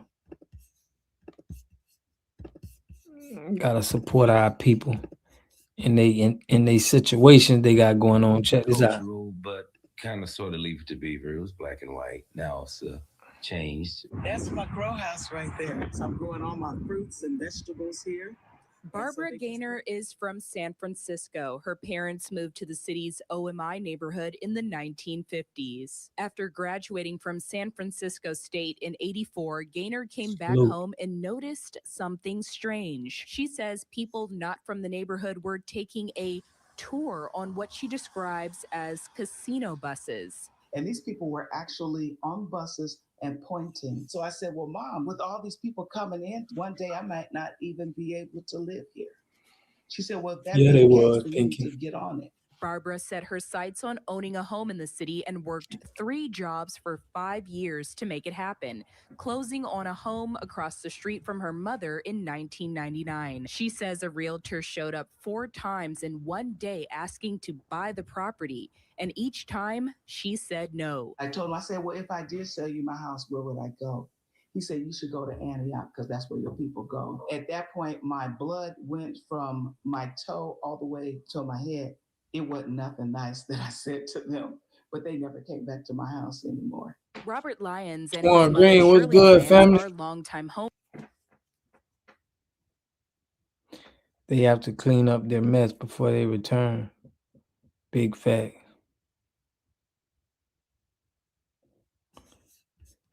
Bro, she Homeowners in worked San 3 different Francisco's jobs. Ingleside neighborhood. 10 years ago, Robert purchased his grandmother's home, keeping the property in the family. It's been in that family since I was a kid, and I'm in my late 50s now. Robert says back in the day, his neighbors were mainly Black families, but now that's changed, and for many different reasons. According to Robert, economics played a major role. Some families were priced out, while others made the difficult choice to leave in search of affordability elsewhere.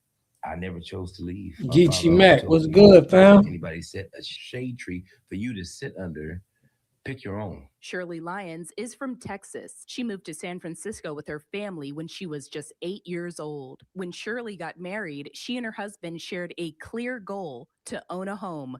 They achieved it in 1962. Owning land started before I was born. I had a grandfather, my dad's dad. He had 400 acres. The other, he had 20 acres. Like Robert, Shirley, and Barbara say they've noticed realtors targeting Black homeowners. When are you selling your home? We want.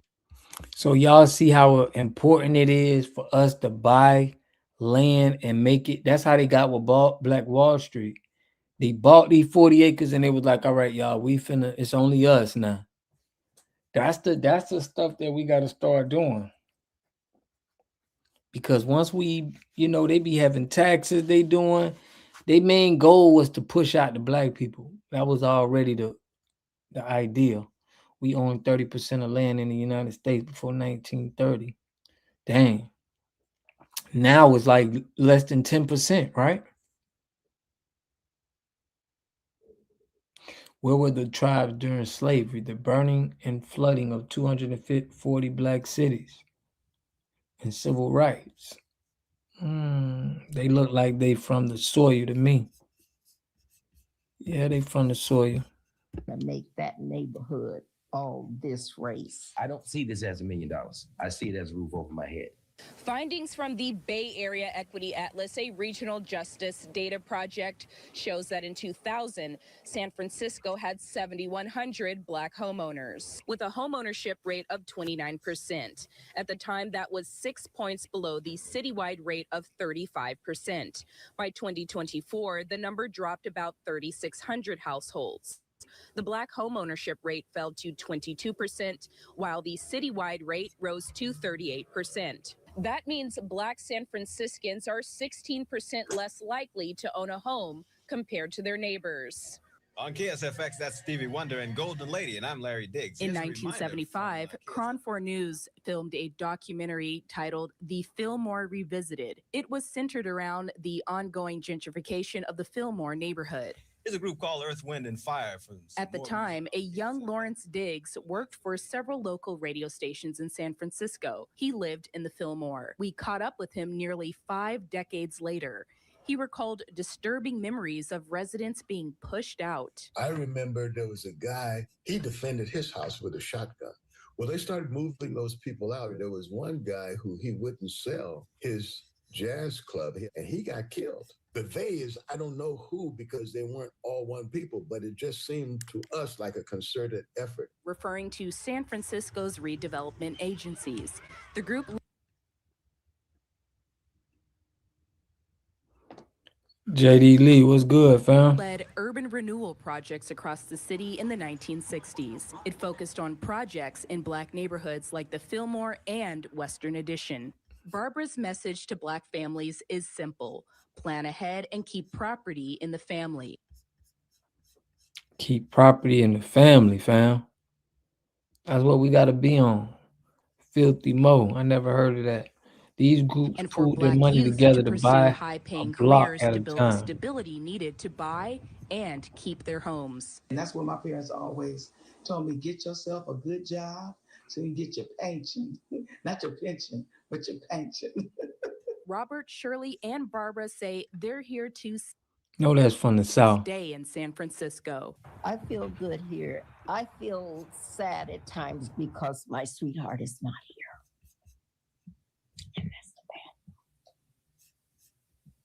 Shirley's husband has since passed, but the house and the memories they made there remain a lasting reminder of the life they built together. Owning a home, it's just been wonderful to have my family to come over, help yourself, whatever's in the refrigerator. If I don't want you to have it, I'll say so. That's for a different day. Hallelujah. For these San Franciscans, Black home ownership is more than a deed or a set of keys. San Francisco is my town. I've been around the world, but this is it for me. Reporting in San Francisco, Lindsay Ford, Cron 4 News. Shout out to the Bay, man. Drastically. Shout out to the Bay. Salute, man. Surgeon King I always say buy land first, no cars. Yeah, man. We got to get that land. When parents pass the children and sell, and most times it's people that aren't us. Yeah, man. My grandma had a house in my neighborhood that got sold, so I understand, man. I always say, oh, y'all in the building? Y'all rule. What's good, family? Y'all in the building. Salute to him, man.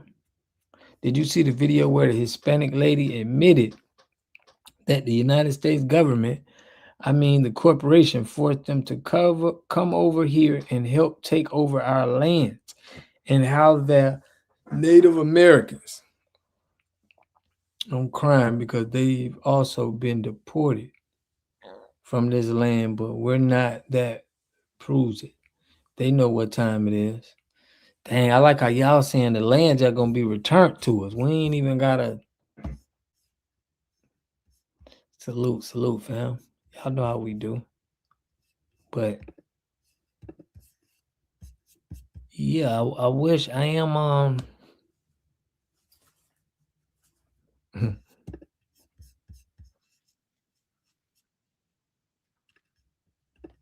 So now I'm finna show y'all like the conditioning that's done to Black Americans, right?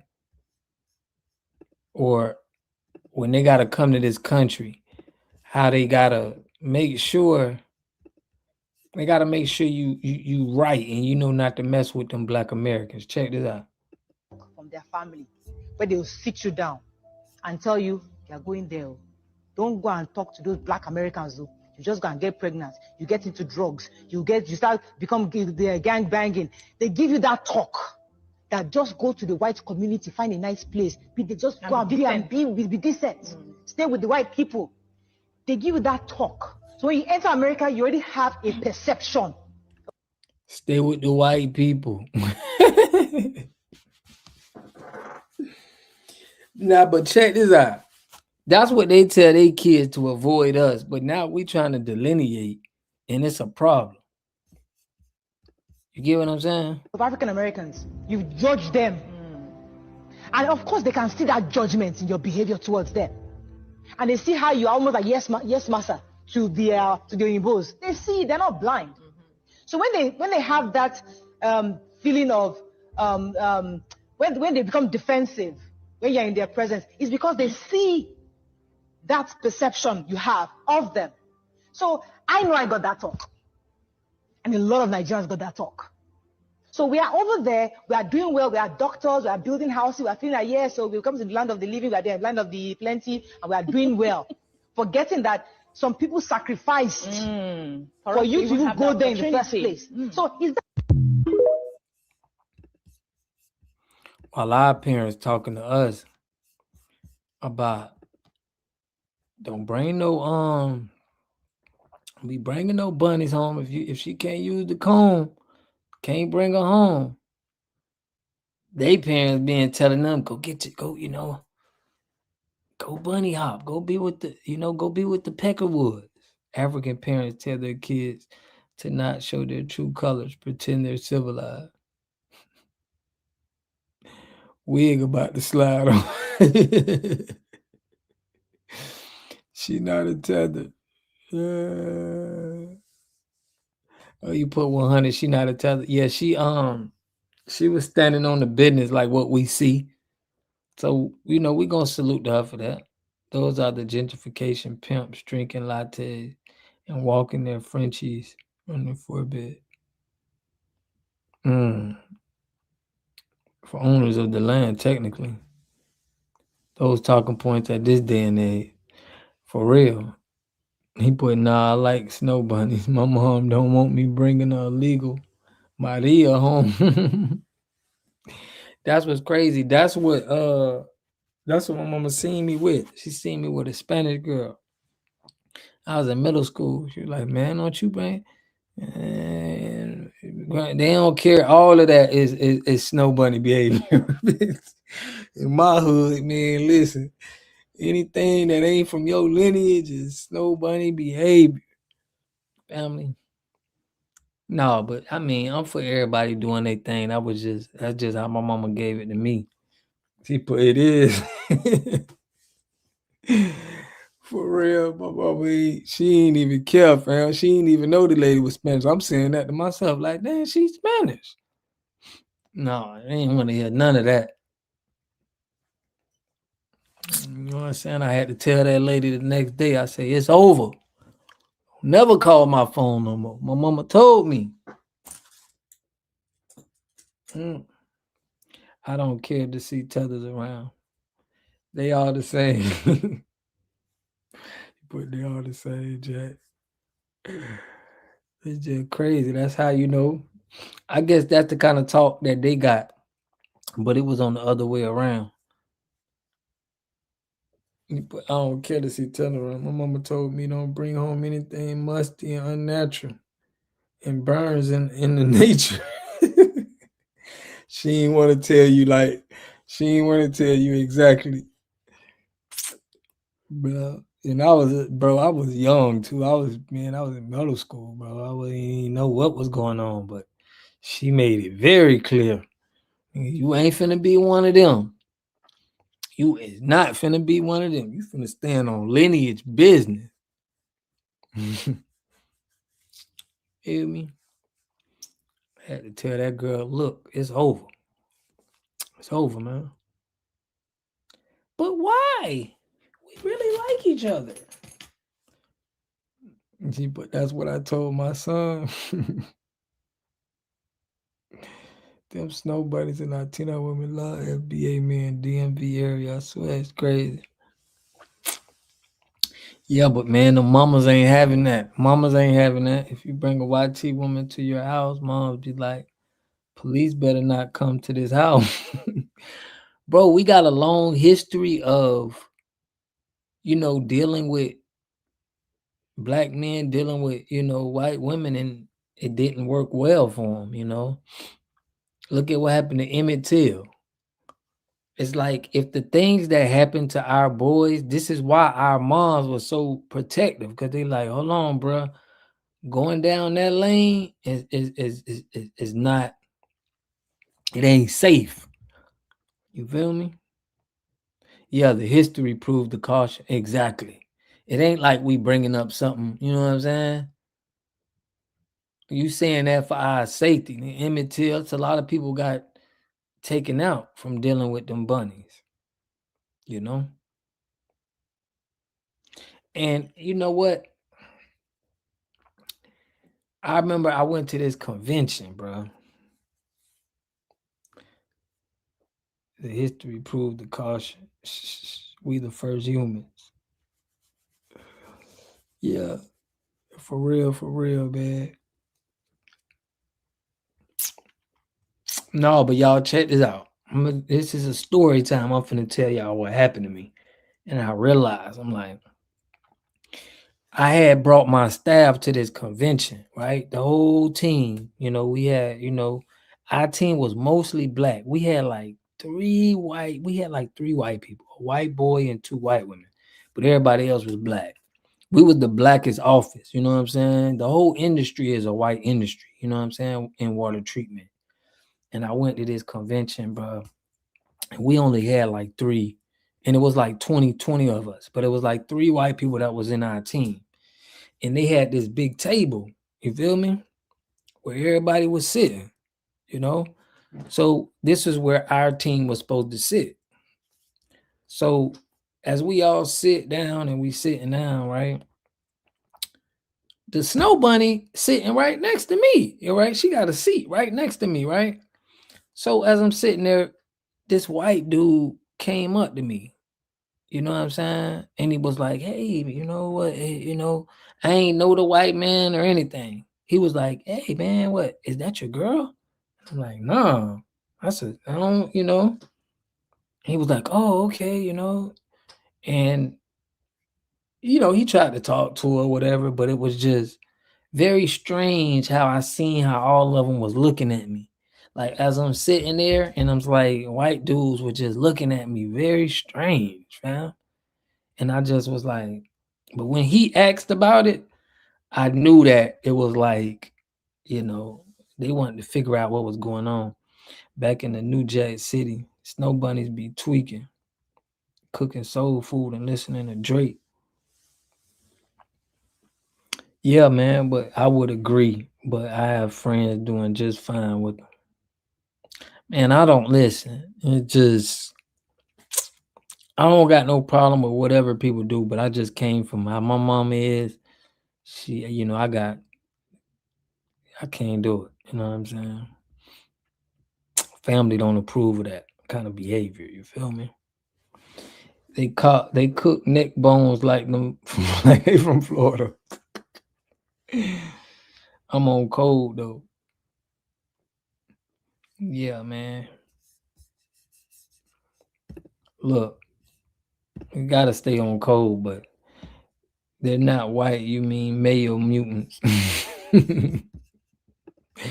Man, we got so many names for them people, man. I'm finna open up the chat, fam. Hold up. I want to hear y'all talk. But big facts. Want my kids FBA? I mean, we should. We should, fam. We should want our kids FBA. If you would have said yes, water God, you would have heard yeehaw. Fam, it was weird. It was a weirdest experience. I always tell that story, man. It was weird, fam. Did I miss Mr. Man, you missed Mr. Tendernism. Yeah, man. We heard Mr. Tendernism whole interview, man. That was a good one, too. He talked his talk. He talked his talk. But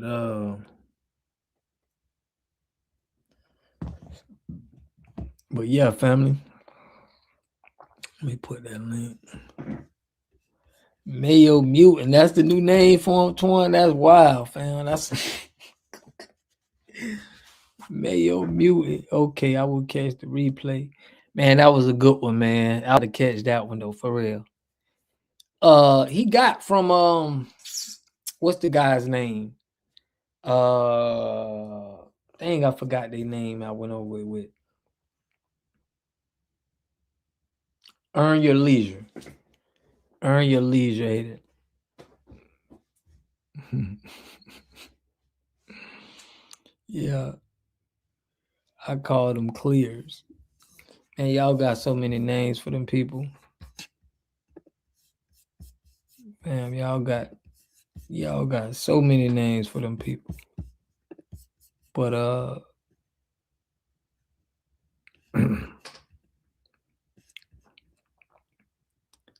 but yeah, fam.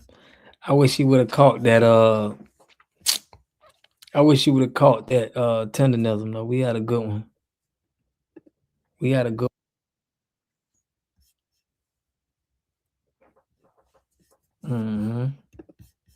We had a good one for that. But check this one out.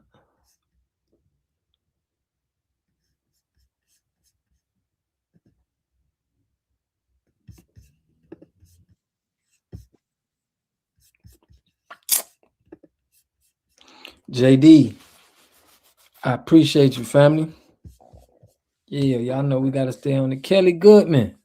What's good? You put Clearwater people. I'm happy for Unc. Man, Unc did his thing, man. We finna turn Call Dog. Hey, Call Dog gonna be the next Unc, man. We finna turn Call Dog up, family. Hold on, y'all. Let me show y'all this. Yeah, we finna start putting each other in position, man. Putting each other in position. Let's get that movement, that whole tether and all that. We need to get down to that. And Is you with us or is you controlled opposition? About that actually, because a lot of these niggas is controlled opposition, and I'm starting to wonder about a lot of these niggas. So come holler at us, Tariq. I talked to Man, y'all trying to get clout and trying to get people to come to the show talking about you think we y'all hear these lames.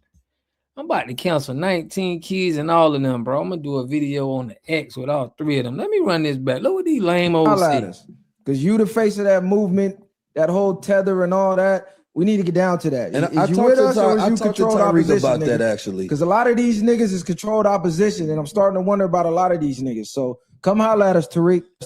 Holler at us, bro. That's you the face of that movement, that whole. This is the lamest thing that you could say, family. They do stink. How you smell like?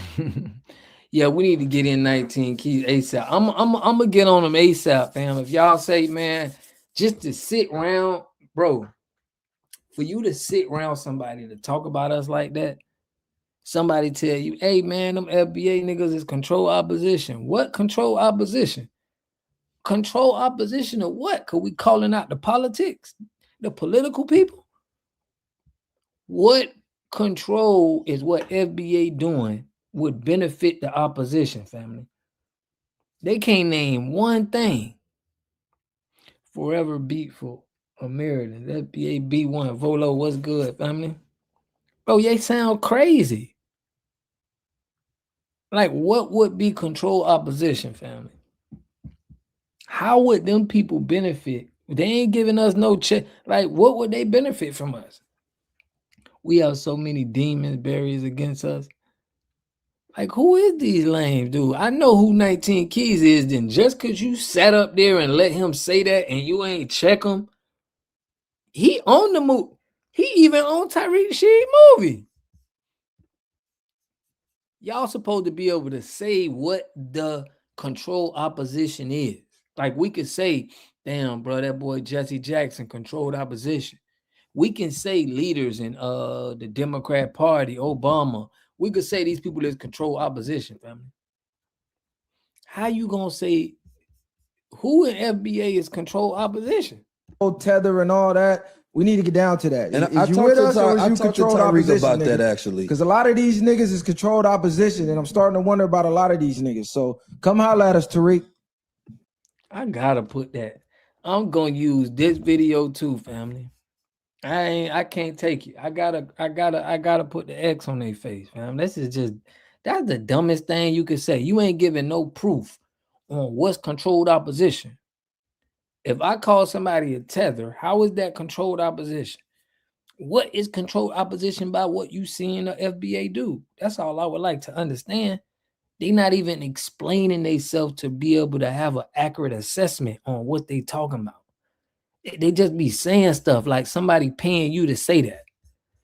We already have James Small. We already see these guys just popping out saying this. This is the same rhetoric. He trying to get a check. I talked to Tyreek Nasheed and I asked him about that. And he said, there's some. There, Mr. Viral. Yeah, what's the deal, man? Oh yeah, you. Let him. Yeah, you the deal.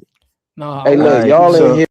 I want to see the one with 19 Keys. I want to hear what 19 Keys was saying, fam. I don't watch every trash ass part. No time anyway. They losers. I'm doing things. Right. 19 Keys, my ass more like 19 lies. Man. 19, he gonna go on there knowing he's cool with Tyreek.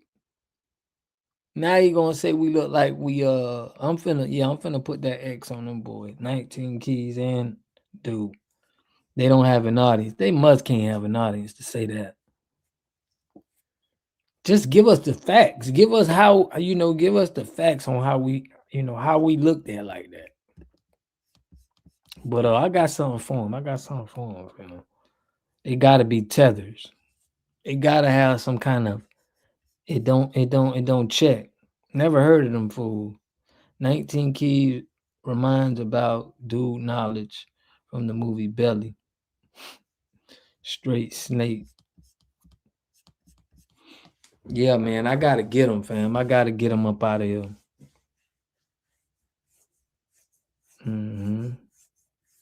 Completely disappeared fast when we called everyone out.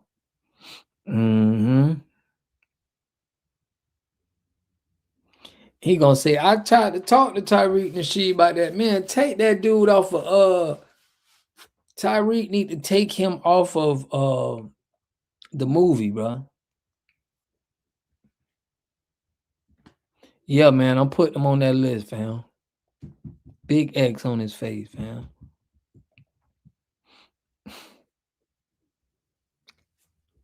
Shout out to Ainswell, put me on, dude. Was like, yo, he talking crazy. Like he talking tethery talk. Not tether talk, but agent talk. I'm so serious. It's like out of all the people you could be talking about that's doing all of this manipulating us, you gonna call out FBA who trying to delineate so we can stand on our business and we can know who we are. What? Yeah, that don't make sense. I'm about to send you another clip on. Yeah, man, send me that, Ainswell. I gotta get him out there. I gotta put that X on his face. Cause I ain't like how he sat up there and let them boys say that. Knowing you on the damn movie. Man, take his behind out that movie, man. I'm finna at Tyreek, man. Take him off, bro. He ain't right. He ain't right, family. He ain't right. I done heard a couple things he said.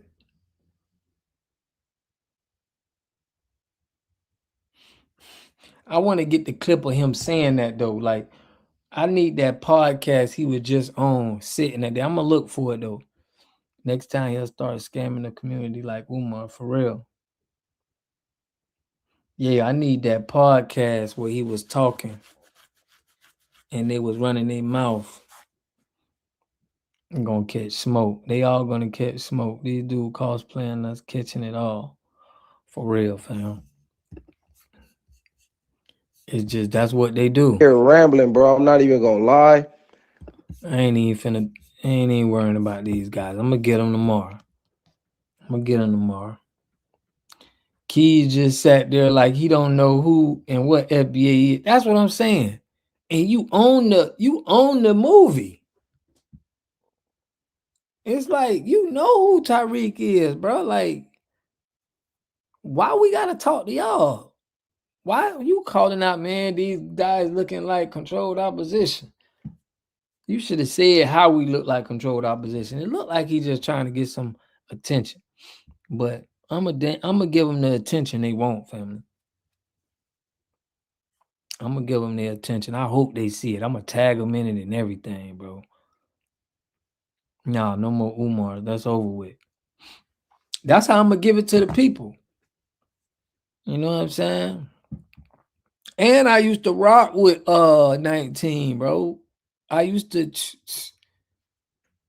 So it ain't coming from nobody that, you know what I'm saying? This ain't nothing that nobody don't like you. You can't say none of that. You know, you're gonna say that we seen what you said and it is what it is. Fools for view.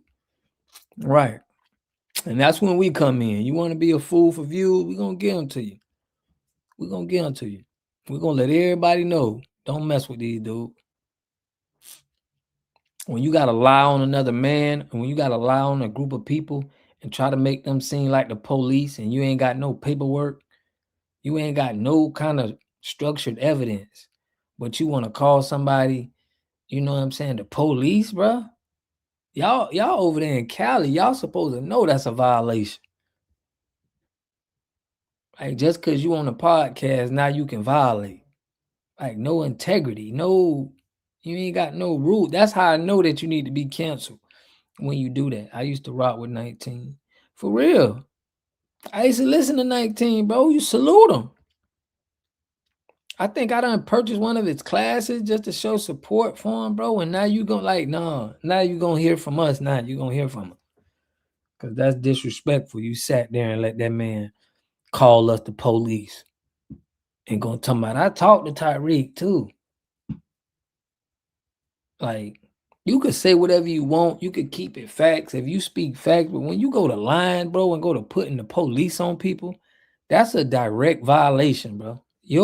Everything you say after that should be null and void. Nobody should believe you or follow you because you're discrediting people that you don't even got nothing on.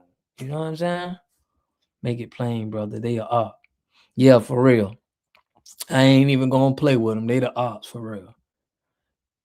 They will trick for a click. You got to know that. Mm-hmm. Yeah, I said he never heard of them. They all on clock time. I think that they sitting on the side of them people, so they gotta say this about us. They ain't calling no other man out in the streets a controlled opposition without no paperwork. But do be nowhere in Cali because they are all gonna get pressed, right? They know they gonna get pressed by that. I can't wait to drop it on them, man. Salute to Ainswell, bro, for that's worse than being a snitch, right, Pinky? It's like you out here putting that on somebody's name, bro, without no and y'all sound like you come from the streets. You should know way better than this. You should know way better than this. Talking about what somebody sound like. Y'all sound like controlled opposition with this tether. Calling somebody a tether sound like we controlled opposition. That don't even make no sense, man. The FBA movement just caught everyone off guard. They are crashing out. For real. He is crashing out. You Huey P. Newton fake son not in California no more. But I'm just trying to play my part. Salute, man. No, we gotta let the people know, man. We gotta let the people know. Dang, he said I asked him for a fade. It's been 5 years now. He ain't responded back. He's still on my I'm gonna whoop his ass list. For real. I'm gonna have to put that. I'm gonna put that in the video, man. Viral is working out because he afraid someone gonna slap him. Bruh. They don't want real smoke from you or the God and Tyreek or Black Alpha. For real, man. If they trying to get clicks and views from this, we gonna definitely show y'all how lame you is. That you don't even do that in the streets. I bet you ain't never called nobody controlled opposition in California in the hood like that and not have no paperwork or nothing like that. You never did that. So they must think we kind of like you could just do that to us. Or you probably following behind the CIA talk that James Smalls did. That's what they say, y'all. We the CIA. Like the CIA is getting rank off of us doing it.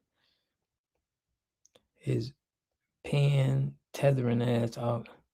Yeah. Yeah, Uncle. We got to take him off. I'm going to holler at Tyreek about that. The whole video going to be about that, bro. I'm going to holler at Tyreek, exposing him, canceling him, and let him know that we don't stand by 19 Keys no more, bro. He violated. I mean, he's canceled. You know what I'm saying? Cancel. Who you trying to talk? You trying to generalize and talk to us? Talking about somebody got to come up there and talk to you. Like, bro, what do these dudes think they is? Basics is the code, for real. Shout out to Berners Brass, man. But y'all see how they coming out the woodworks, bro. I would have never thought 19 Keys was, you know what I'm saying, is on some agent stuff. I would have never thought that. But I want to get, this is the video that I want to get. I mean, that part right here. When 19 Keys sitting his green ass right there, letting them man talk about somebody that put you on a move. You got a check from this.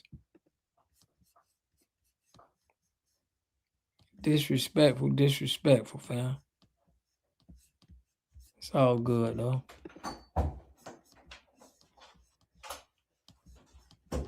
But that's putting a target on somebody's back. Yeah, that's putting a target on somebody. Trust me, they can't do that in California, bro. They cannot go to a street dude or go to one of them gang members' hoods and say the same thing you said about FBA. They're gonna end up missing. You know what I'm saying? They think it's sweet over here dealing with us. It will be many more to be exposed. Keep watching. Facts.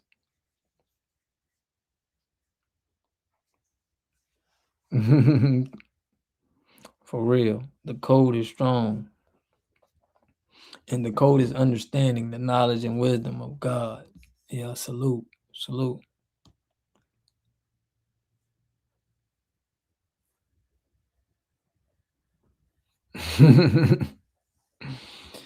Well, listen, you know, I like to support my people, bro. So that's how I support. Like, I'm going to support people without, you know, doing a full background on them. You know, because once I hear them talking that word, but now I realize time will tell. Time is going to have people going to expose themselves. For real, family.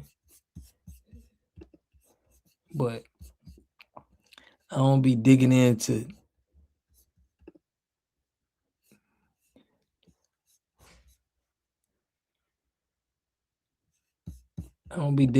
the, you know, trying to understand everything that is, but he showed himself for sure.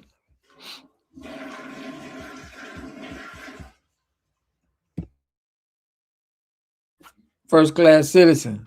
Did anybody ever find out about Ra Islam? We ain't find no dirt. We ain't find nothing on, because he's on the movie too. Somebody did say that he stepped out of bounds on us. I'm in Duval, right city council, because why are they still stalling? Haitian TPS, send them home.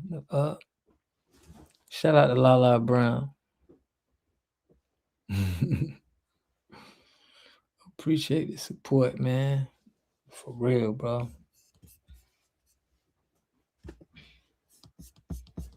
For real. What Sergeant King said. Queen FBA, what's good, family? What time is it? It's 12. Word of God, they all reveal themselves so many times. People show it even with one word. Yeah, man. I gotta give it to him. I gotta give it to him tomorrow, y'all. For real. Queen B in the building. But shout out Lala in Jacksonville, Duval in the building.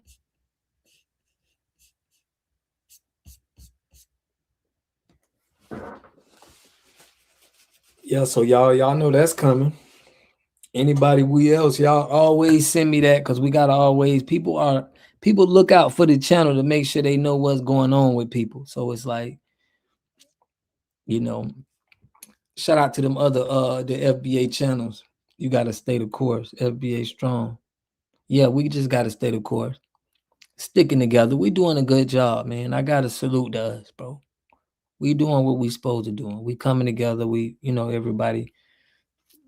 Our unity is strong right now. So I'm getting to know all of, you know, everybody who in the Discord. I know Call Dog know how to be on that grill. We got to put him up. He the next tenderism, man. Tendernism. Let me say it right. Tendernism. Y'all notice that all these dudes who came up, for real, grandma ain't never lied. Grandma ain't never lied, fam. Appreciate you, Bernie. Shout out to Nicole, Lavon. I keep hearing. Appreciate you. Yeah, our unity real strong right now. And the love is there. What you put, JD? We managed to save on. Yeah, we saved on. We saved on, fam. Bro, luckily we had this FBA movement, because if Unc would have, if this would have been 5 years ago, Unc would have just been got done dirty.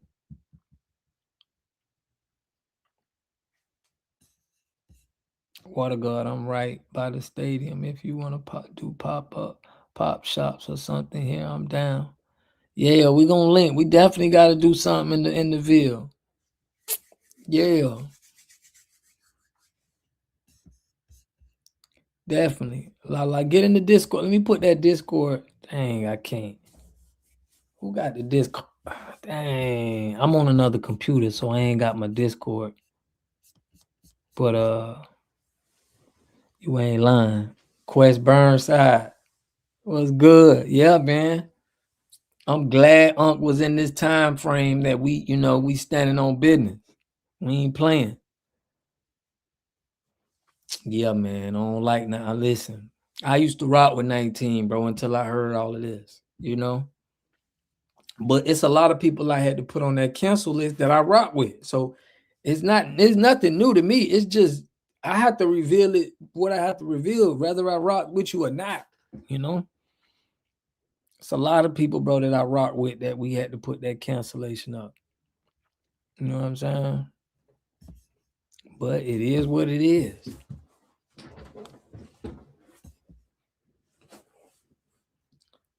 Right on, brother. Put my baby had to tell me about the little baby funeral last week. I didn't even know it. You know what? Somebody was telling me about that funeral too, Lala.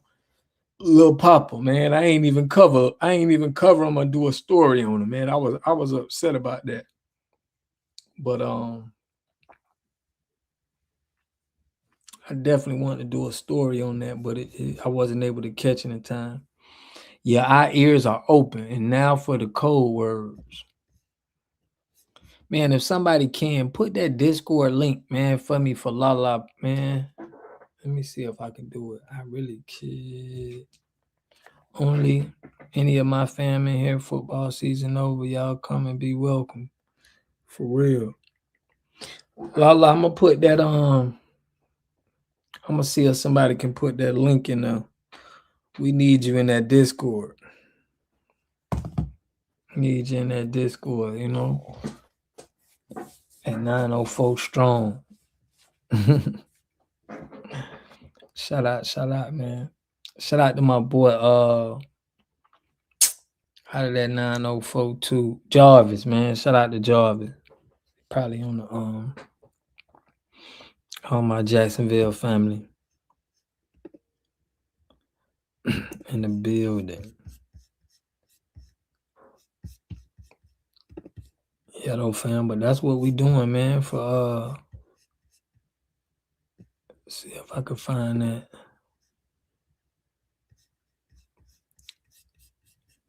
So he had to get the YT woman. He had to get the YT woman to, make a video. We ain't gonna play it, but this what happened. To try to cover his face. Now y'all don't know with Mr. Tendernism, the whole stove, the trap closed. I'm in a scooter gang and now I'm on a motorcycle. But I'm in a scooter gang. That's what's up. Y'all be scooting around the city. Yes, we hungry too.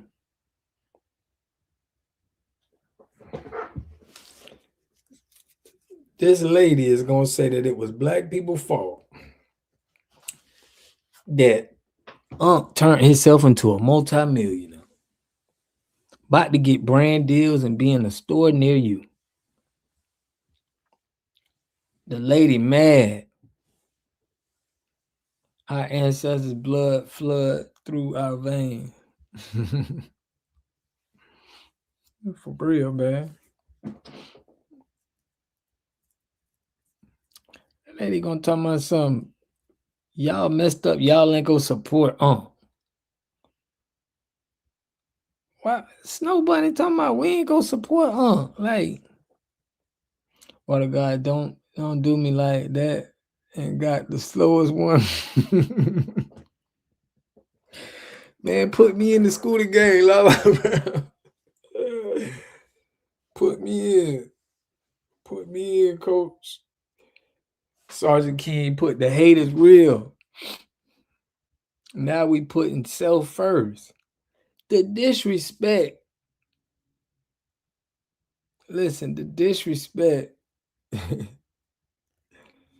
The disrespect that she gonna say that we won't support our people.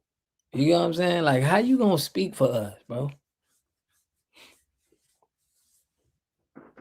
How you gonna speak for us? This was the best thing that happened to that man. You talking about this our fault. And this was the best thing that happened to fam. He walking around with, listen, the Peckerwood got the man walking around there with 4 security guards, fam. This is how highly he thought of Walter Johnson. He got 4 security guards walking around Mr. Tendernism. 4 in a restaurant.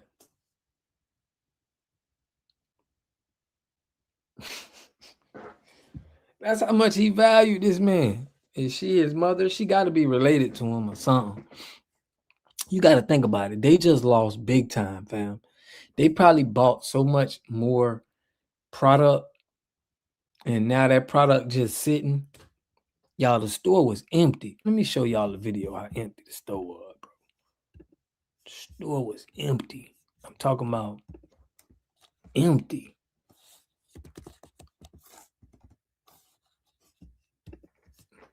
Ain't nobody coming there no more.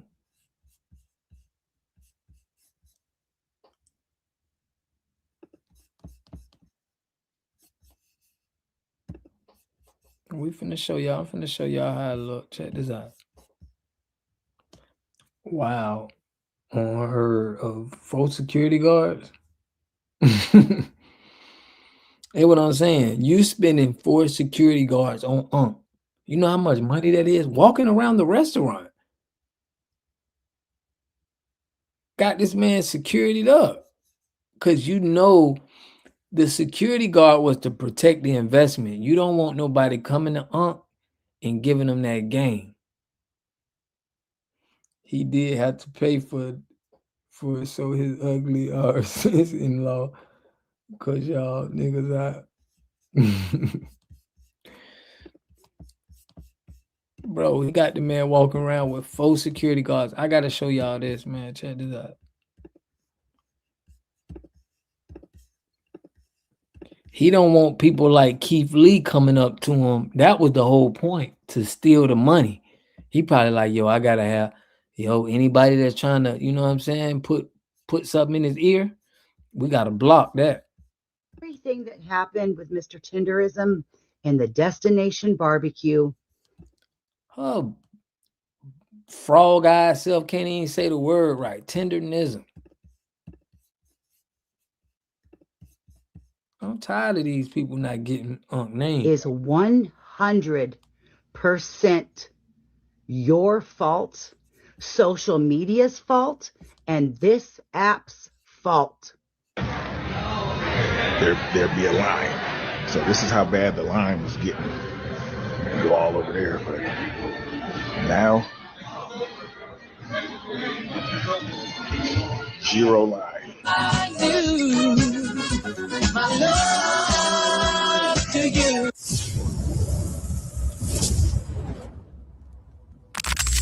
So if you've ever ordered on DoorDash, you need to hear this. There's allegations against whether the app tracked your precise location and shared your personal data with third parties without your consent. Morgan & Morgan, one of the largest consumer protection law firms in the country, is taking a hard look at those claims right now. If you use DoorDash between...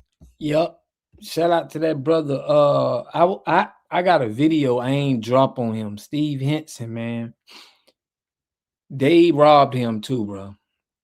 They robbed Steve Henson. They bought his business for $8 million, and it generates like $450 million a year for years. You know what I'm saying? It was giving him $100 million a year easy, and they only gave him $8 million.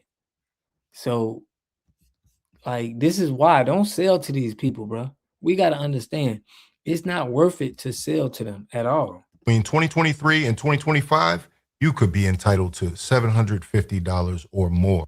Scan the QR code on your screen or hit the link in the description. It only takes a few minutes to fill out. Completely free to check if you qualify. If you do qualify, Morgan & Morgan will reach out directly and walk you through the next steps.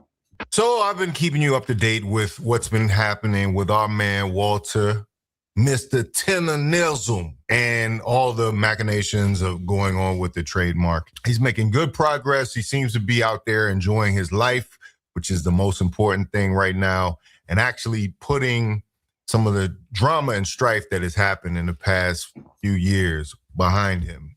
But unfortunately, there has to be a loser in this. And it wasn't for our lack of trying. You know, I gave several solutions where Walter could have stayed there and actually still been happy in the situation and actually gotten everything that he was supposed to get. But some people just don't want to listen. And unfortunately, there has to be consequences because of that. So let's take a look at what people are reporting is their experience of Destination Smokehouse post Tendernism. All right, so I'm here for a follow-up video, and all I can say is mission accomplished, people. Mission accomplished. I'm gonna get out the car real quick. There's no line. The very first time that I ever came here, it was right around this time. It's Saturday, March 7th. It's about 1:45 right now. And the very first time I came here right around this time on a Saturday. The line was all the way to this dentist place that's like over my shoulder over here. And when I saw that, I just drove right through the parking lot. I'm like, dude, I'm not about to, sit in that line. And Right. A lot of people said it was so busy when they came through there. It was so busy that the line was wrapped around the joint. That's how it was booming over there. And here we are, Saturday. Saturday, 1:45. Absolutely no line. Wow. This is that dentist place that I was saying that the line came all the way back. And then the line went all the way over there. So, Destination Smokehouse. In the grill, and that's important. Oh, did he say Destination Smokehouse is now Destination Ghost House? The ghost town out there, man. Where the tumbleweeds at? This is crazy, man. This is crazy. But hey, we tried to say something. We tried to warn them. They was playing games with Unc. We wasn't feeling that. We're not ever gonna feel that, man. But this guy, his journey continued. All right, so far, all I can say is wow, no line at all. So we'll see if this is let me go inside and see what the line looks like inside. Going in there. But yeah, every time I've came, it's been a line. I was cracking out there. On the go. And like all the way in that little area right there. But you can see. But let me see. And then even in here, there'd be a line. Damn. This is how bad the line was getting. Right. Go all over there. Ain't even no line. Dividers.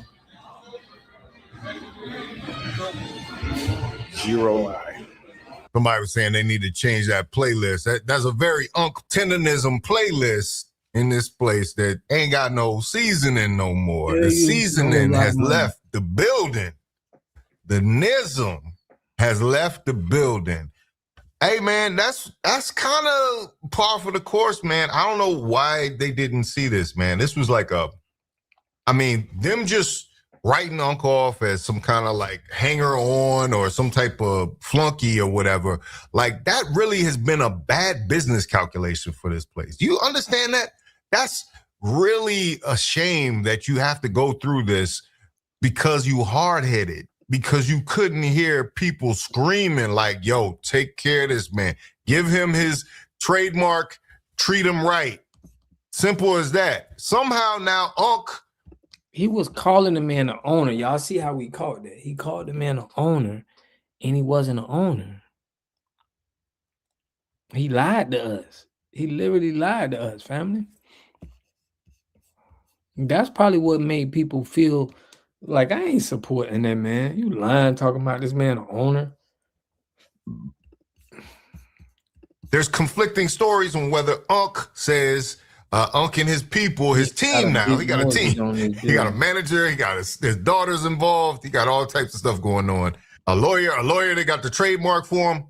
But somehow they say on their side and in the GoFundMe that, and we're going to check on that pretty soon too, the GoFundMe says that he got fired. And then the owner came out with a video, and I played it in my last video on the subject, that he's did not ever let Unc go. You know what I mean? Like, so which one is it?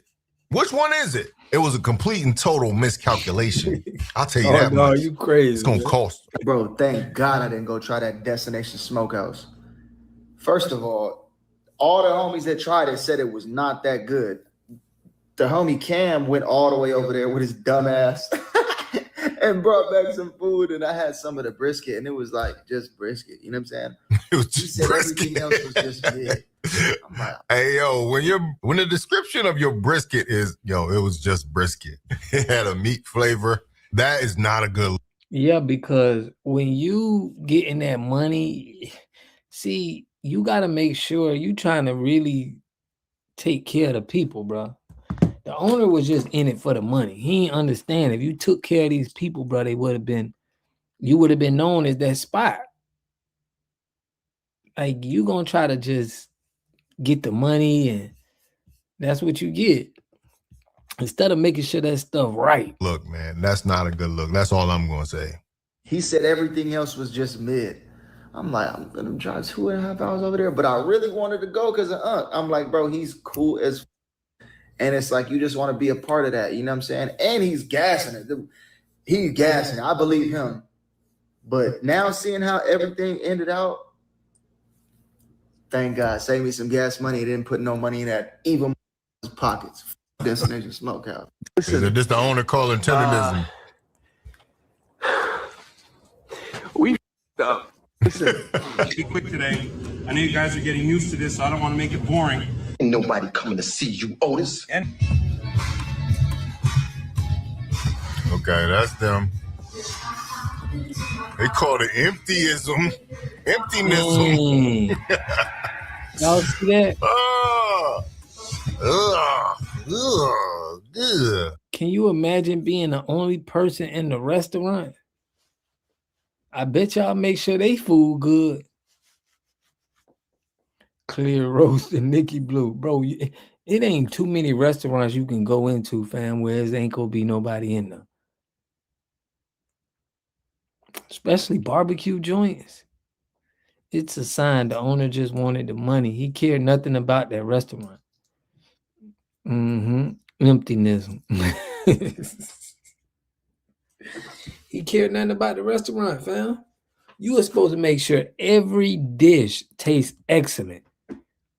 You were supposed to make sure everything coming out that restaurant is A1. Because it's about longevity. Imagine you giving a crackhead some bad, like, it's just, his whole business model didn't even make sense. Remember, he said that location was kind of struggling because the coffee shop, when it was there, was not getting a whole lot of people in it. But then you go and you run off tenderism, and now the whole place is empty. He'll never get that back, too. It's over with. B1 business. What's good, family? 1980s. Where's the beef? What's good, B1? He only had a restaurant because of tendernism. It was a coffee shop at first.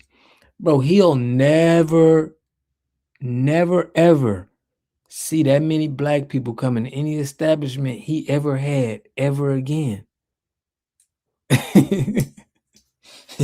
He'll never be associated with that much black people ever in his life, fam. Salute to B1, man. His restaurant is cooked, but he know people for coming for him. That's why he got him that security. He was a leech. Yeah, like why would you have this man walking around with 4 security guards?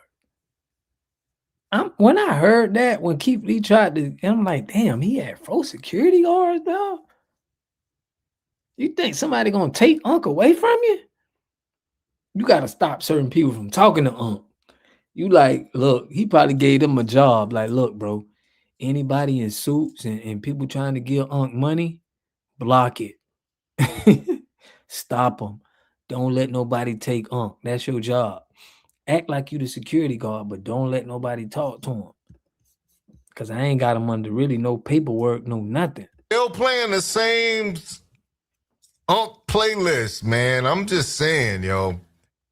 Took the vibe. He took the vibe with him, man. That's crazy. But some people aren't happy about the fact that Unc has left and that the internet has spoken with such a forceful voice that it has impacted that whole situation over there at the Destination Smokehouse. Some people just can't read the room, obviously. Can't at all. Zena Randall, I appreciate the cash out, man. That's love. I appreciate y'all for supporting the channel, man. Y'all know how we do. But this woman here had something to say that just pissed me off, man. I'm coming to you as me, just me, not sassy, all the bull, just me. Yes. And I want you to know everything that happened with Mr. Tenderism and the Destination Barbecue. Can't even say it. Is 100% radio. Your fault, social media's fault, and this app's fault. Everything was fine until the black folk found out he didn't own that barbecue restaurant. I'm going to give you an indication, man. Anytime somebody says black like that.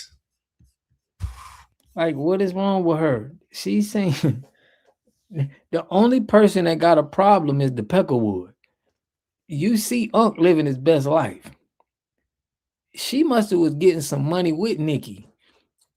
And a part of that, and she lost money with the whole situation. Because he had enough money to give Unc 4 security guards to walk around the store with. That's at least $100,000 a year a piece for you know what I'm saying? For 4 people. Sit your cream corn complexion. Bro, insurance is crazy work, bro. That gotta be his wife, family. She upset her YT daddy is going, bro. It's our fault. You feel what I'm saying? Like, what is you talking about? We protect our own. They just don't like us getting money without a white person attached. For real, it's no reason why a white woman, right, would get online and say, if you looking at the result, Final Destination is done with, ain't nobody coming there. Unc is everywhere. Unc is traveling the world. Unc probably getting more money from being on podcasts and stuff than he was at the restaurant. Unc got brand deals coming in. It's people trying to put him on. This was the best thing to happen to Unc. You feel me? Why is he mad? Tails gotta go back. I love that for them white folks. Big up, Unc. Mm-hmm.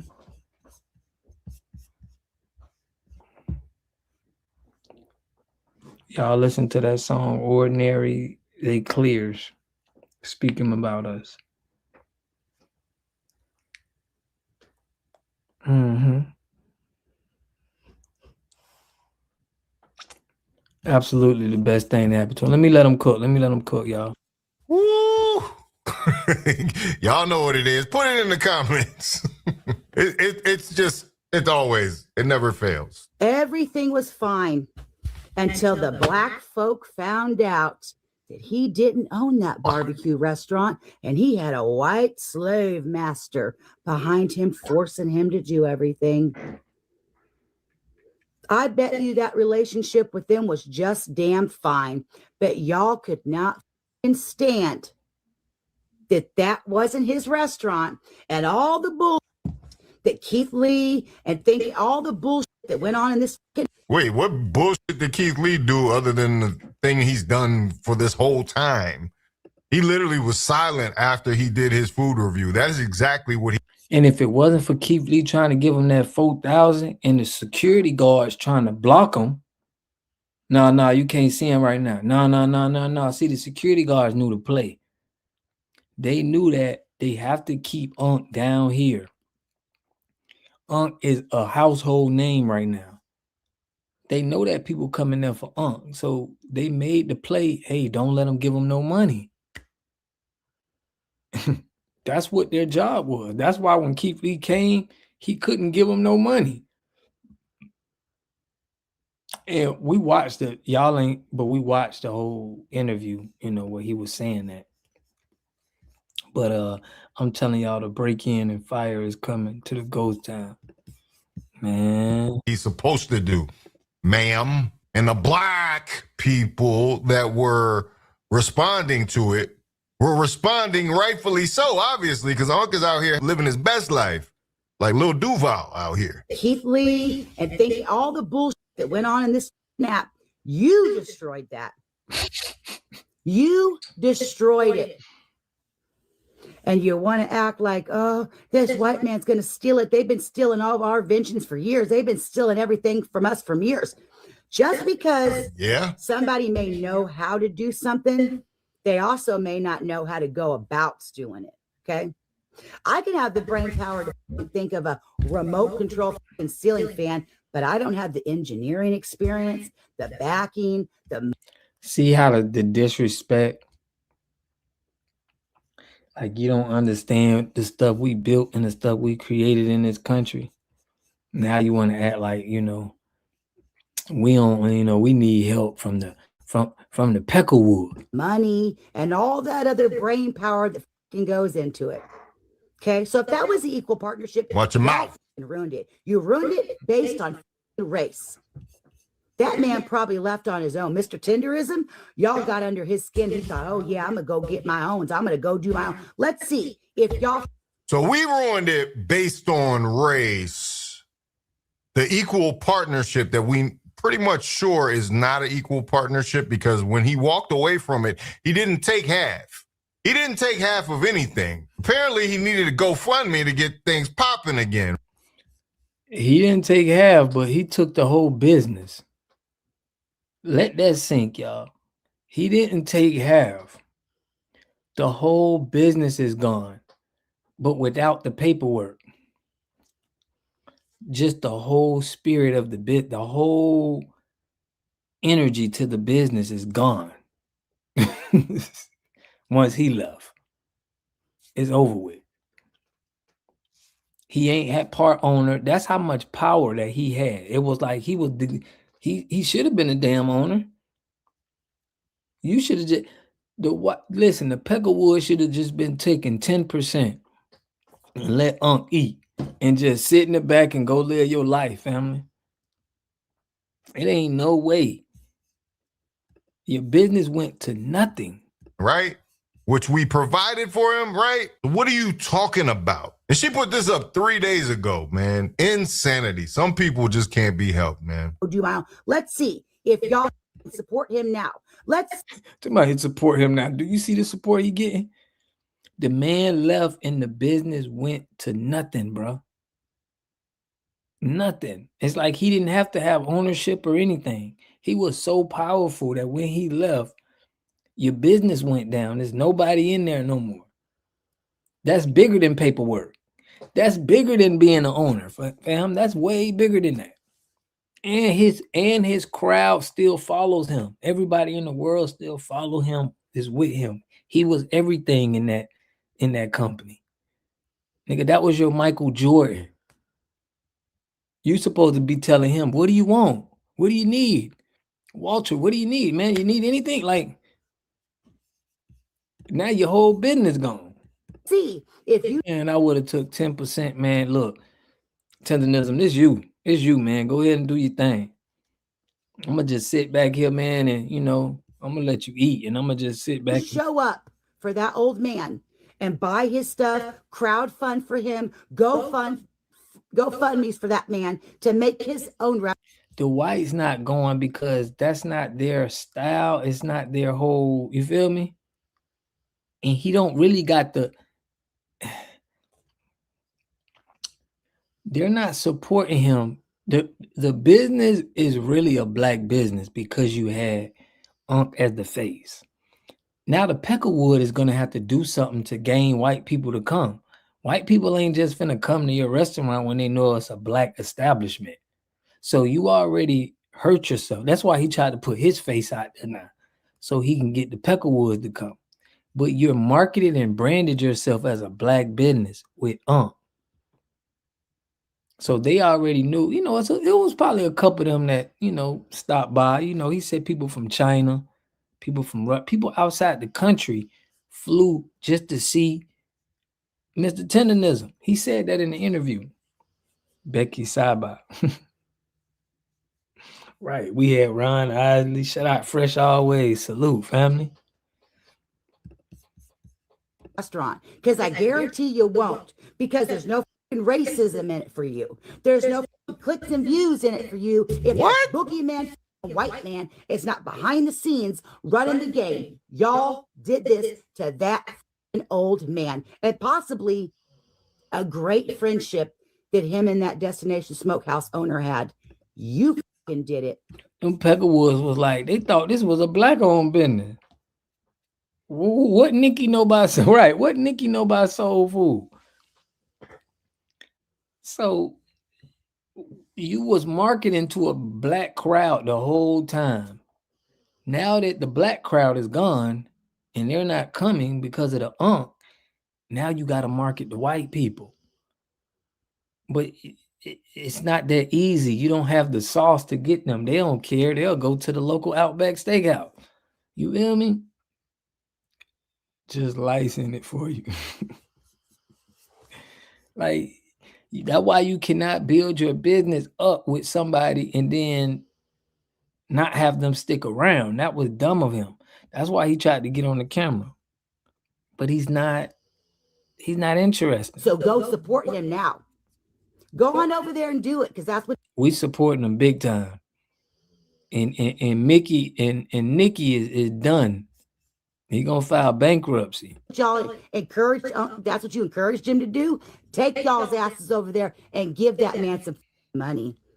We'll see the truth. Y'all won't support him because there ain't shit in it for you no more. So apparently she hasn't been paying attention because Unc been over there at Ronald Isley's house cooking for him. He was on Nightcap with Shannon Sharp and Ocho Cinco.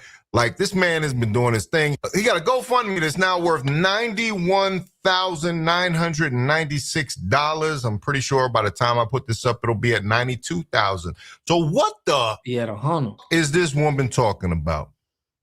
This is just somebody that wants to be a contrarian, That's how they feel, y'all. They feel like we don't support each other. You feel me? And they want to push that narrative out. Y'all ain't go support them. Like, what's wrong with her, bro? How you know who we not gonna support? Go, you feel me?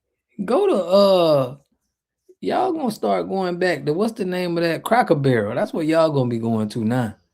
You gotta make a Cracker Barrel to get them white people out. And white people like Cracker Barrel, man.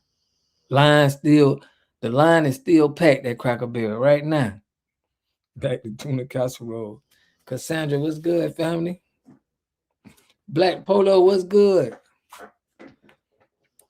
Fam in the building. Hey, they back to Cracker Barrel, man. Close that down and go to Cracker Barrel. Y'all know that's their favorite restaurant. Contrarian, right? She can see the writing on the wall, but somehow you are the ones that are racist out there, right? This is this weak, I don't know what it is. It's this weak kind of projection that goes on. She's talking about how great this man would have been had he stayed in the situation. I mean, he would have been fine if he stayed in the situation, I'm pretty sure, because he was maintaining this whole time. But obviously, when something was introduced, an immovable force that is the community on the internet, once that was introduced in the situation, he said, I have a better opportunity here and I'm going to go take it. I'm going to go do it. And along with that comes being fired. So he got his hand forced. So what the hell this woman is talking about, whoever let her off her leash or off her meds, literally needs to get her back in check. Yeah. She's talking too much to be over here. I want to see if she got any more videos on the subject or if she's just trolling. Because really. No, that's the only one she got. But yeah, fam. It was my first time, a little nervous. Join me next time, Water God. Man, that TikTok, you got to get on YouTube, Cassandra, man. That TikTok don't know how to pay right, man. That might be busing a smoked salad. Yo, she on a coke rant. Salute, man. Damn. She on a coke rant. Man, for real. But really, she don't want us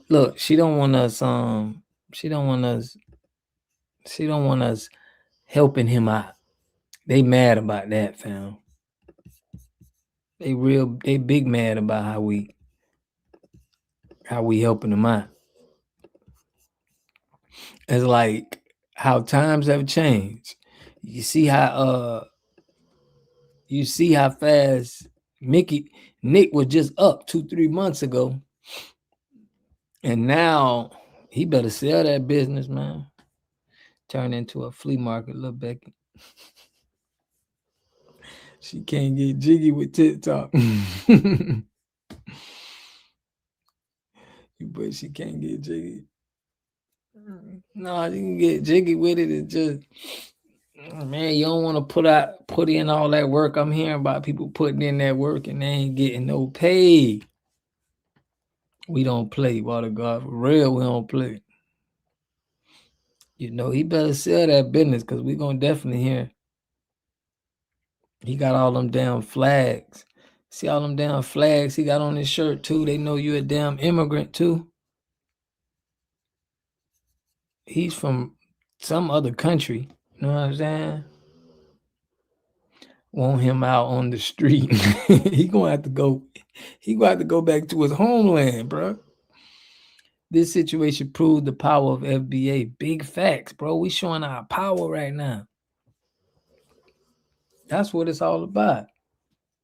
It's crazy. My dog be snoring loud as hell. That woman look Hispanic, not white. Yeah, she definitely. She could be the same place he from. I forget where they say he was from, bro. I'm trying to think of the it's not Romania, it's something else. Man. Stop making excuses, fam. Fuck all them. It's our time. We up. For real. Mm-hmm. That Malcolm X say when the Negro wakes up from his slumber, it's game over. Yeah, it's about to be game over right now, fam. I spotted that too. 10 flags. No USA flag. You see that, fam? Man, ain't got not a damn USA flag on that bit. I'm like, what? We dang sure don't need to be supporting you, Armenian. Yeah, he Armenian, fam. around here trying to sell barbecue, man. Get out of here, bro. Go back to Armenia with that, man. All these damn flags on your shirt. It's the wrong time. This is the wrong time to be flagging. It's the wrong time to be flagging, fam. You should have kept that up off of there. Once everybody found out you was Armenian, even the white people was like, oh, we ain't dealing with him. He's Armenian? Nah. They been delineated. You feel me? They do big scams. Yeah, they do. Them Armenians will scam you, man.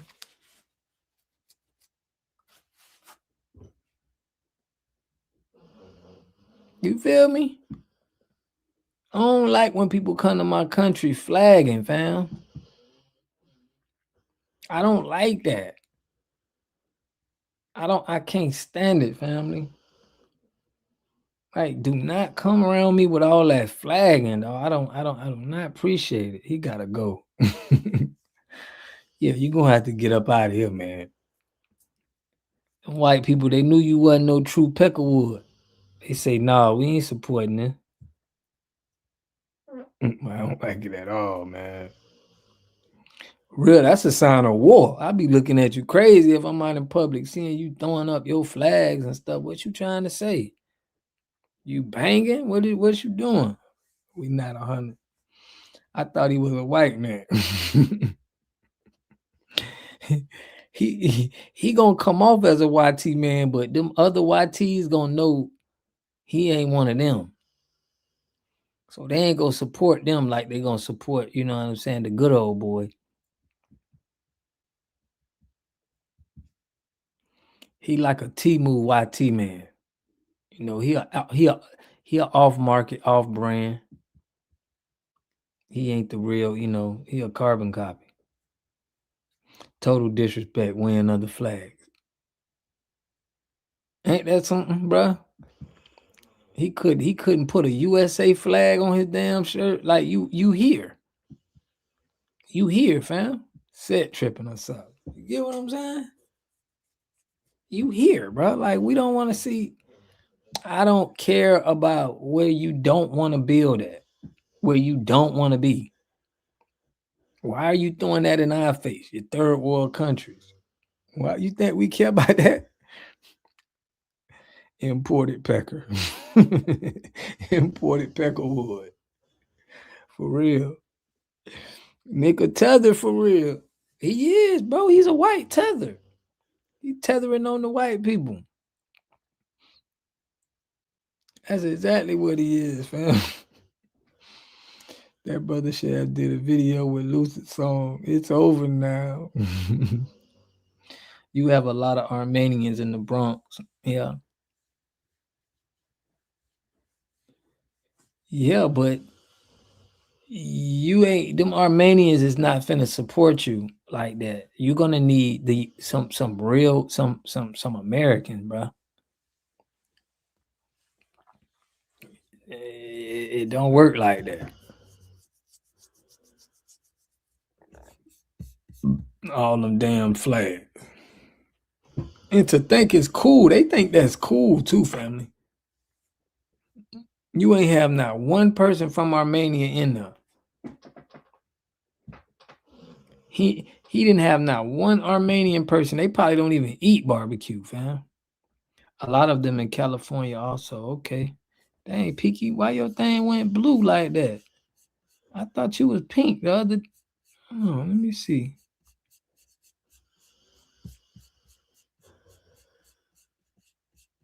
It's crazy. Pinky, what you changed your I could have sworn I thought your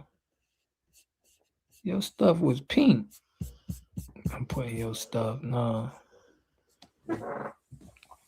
Nah, it's blue. I think you trying to take over waving other flag.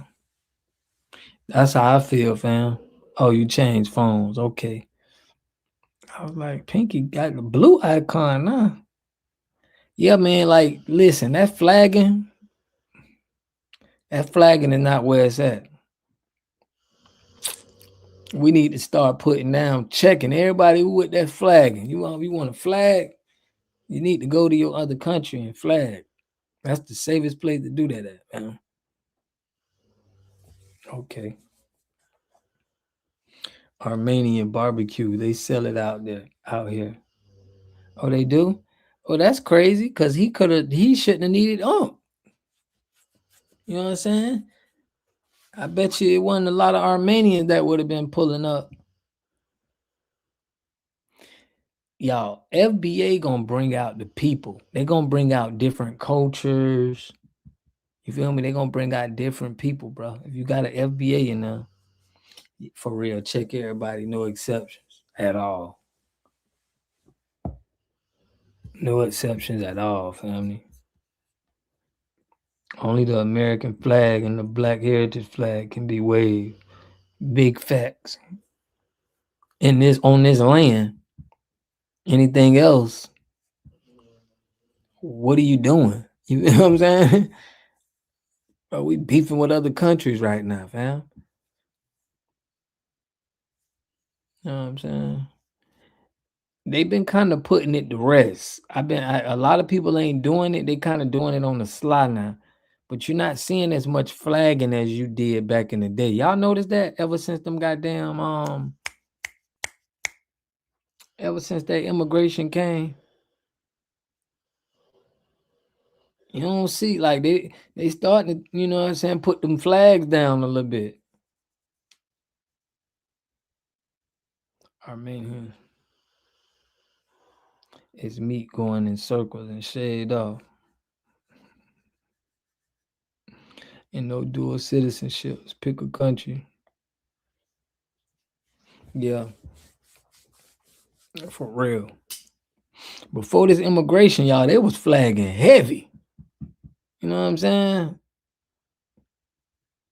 They actually listened to us, Water God. They got to. They got to, fam, because you got to blend in. Just think about it, family.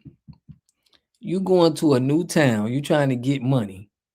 You know what I'm saying? Immigrants is already having a bad notation, and you come over here flagging. Man, if you don't put that down, about to get yourself fired. You know what I'm saying? Sure it was till ICE came in. For real. You coming to somebody else's country where they got a problem with immigration and you think it's cool to wave your flags around. Man, I used to see so many flags in people's cars and stuff like that and all on their tags.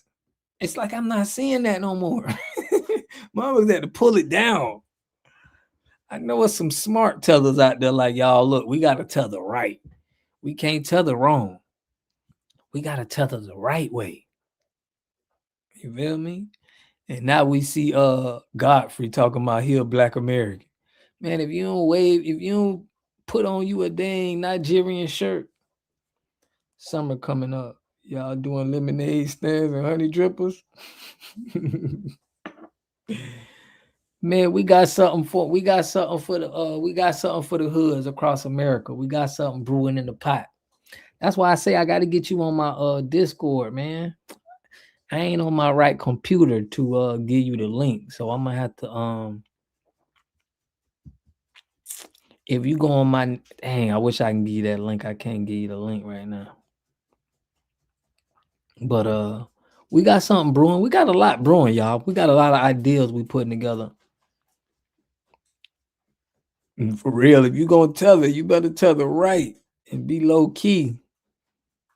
You know what I'm saying? Because if I see a flag, I go to what? Once I see a flag, I go to getting on point. Yeah, Godfrey showing his true color. I have seen more Tupac shirts too. Okay. I'm gonna give you the link, man, for our Discord. I'm trying to do anybody in the chat, bro. Can y'all get a link to the Discord or no? I want Lala Brown to get in there. Y'all know we setting up the store houses again, man. It is Operation Blackout Shortstop. No more corner stores, Arabs, Chinese, all of that gotta go. Me too. Like, what's this? You know, put the flag down and picked up trying to identify as Black American for real, fam.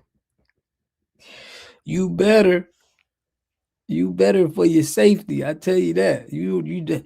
That's the stupidest thing to come in somebody's country, fam. That's the stupidest thing to do, family. They have American team in their window. Blackout 2026. Yeah, that's what we doing, fam. We getting back to the storehouses, and we bringing our culture back. The world love our culture anyway. The world love our culture. Yep, the Biden and Harris for real. But man, I can't wait that we can uplift somebody else. Like, I can't wait. I want to find them. I want to pick them out and get them, man. So we can just keep. Every week we need to be making a new We need to be bringing people right up to that status, bro. For real. I can't wait till we find somebody else. True indeed. They still get deported.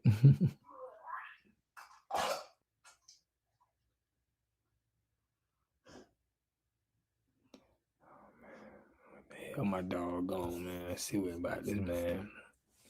Why we just finding out that Lion said, look, it's a lion. Man, Uncle Maul. Go in Water God bio and send a message to him on IG.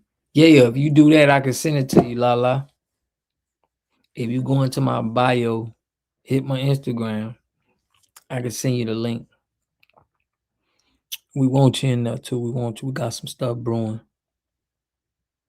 My grandmother was a community candy lady. So, man, the Arabs took out all our candy stores, man.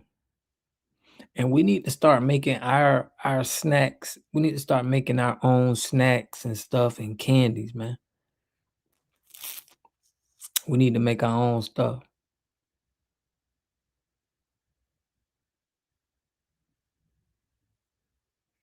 But man, them little Arab store, man, they be selling so much fake and stale dang food. They don't care about us. Shout out to the hood candy ladies, for real. We got to get them candy ladies back their money. They were making good money at the highs, man. My grandma was a community candy lady. We need to get our ladies out there, man, and that was the job for them, man. And they was able to do stuff for the kids, give the kids good information. Man, listen, there's no more Peckerwood, all that other stuff. Fresh always, bro. Salute, family. Fresh always. You always got me saying that, fam. I be like, every time I get fresh, I be saying fresh always. Okay, Lola, I got you. Fresh always, man. As soon as when I get fresh, your name come to my mind, family. Fresh always. I'm telling you. You got the rawest name out right now. You right. I remember them days when our grandmothers and mothers sold the chocolate bars. Mm-hmm. Yeah. Shout out to Lola, just hit me. Lola, I'm gonna put that in your I'm gonna put that in there for you.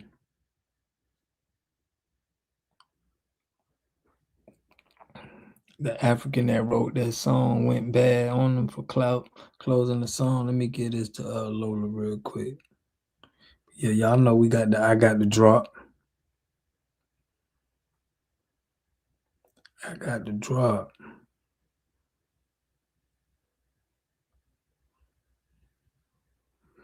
Lola. Let me get Lola. All right, Lola, I'm sending it to you right now.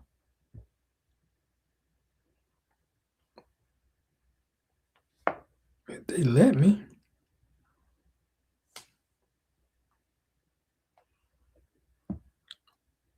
Salute. I said, Dick. Make sure you send me that link too, Water. All right, fam. Where you I got the link too, man. Yeah, just hit me on IG, man. I want to send y'all the link. I need y'all in there too to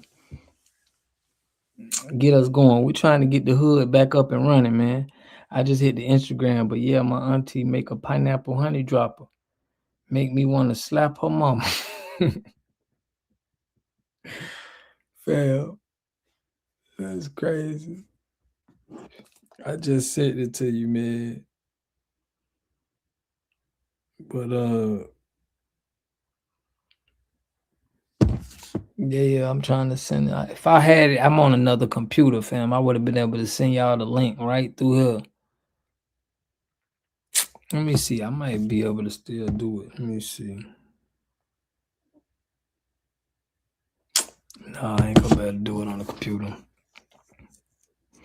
Yeah, B1, man. Just hit me on Instagram. I can send it right to you, man. We got everything in the Discord, y'all. We got ways to make money.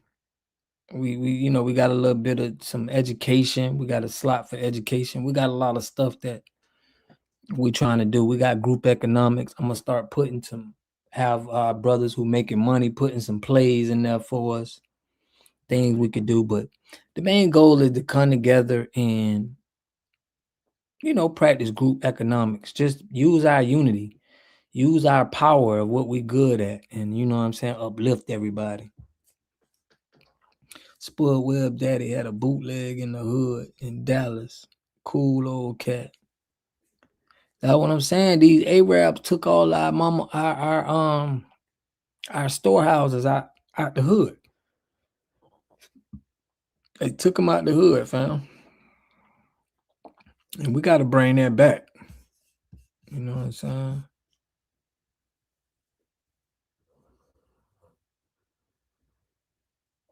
Yeah, we need you because we trying to set this up. Listen, we trying to set this up in everybody's in all of our communities, man. We trying to make sure we got somebody, and we want to have already had a program for them. So stuff that they don't got, we making sure that we manufacture it. You know, we do not want to sell nothing that we not making. You know, that's the key, because that's gonna give everybody jobs. You know, if people are making certain stuff, we'll keep our money and have what we need and want. And we can make anything, man. I like that. Like I'm finna go out to California. I don't know when, but I want to try that. It's a black burger joint where they duplicated McDonald's. They tried to make it like McDonald's, but it's a black restaurant. And I was like, damn, that's dope. We need that everywhere. You know, they like made a copycat McDonald's, but they manufacture all of their own food. I was like, dang, that's dope, fam. It ain't smash burgers. It's like a McDonald's, something like a McDonald's, but it got like a McDonald's copycat almost. I'm gonna pull that up for y'all, fam, just so you got me on it. But I was like, this is a perfect example of short stopping.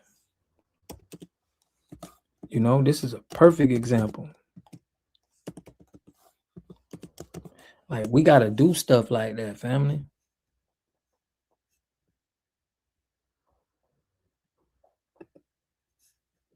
McDonald's copycat restaurant. I'm like, that's how we gonna kill them, fam.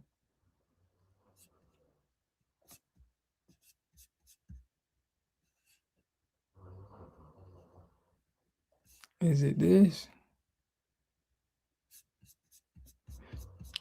It was a black man did a review about it. I can't find it right now, y'all. But a black man did a review. McDowell's. I don't know. It wasn't McDowell's. It was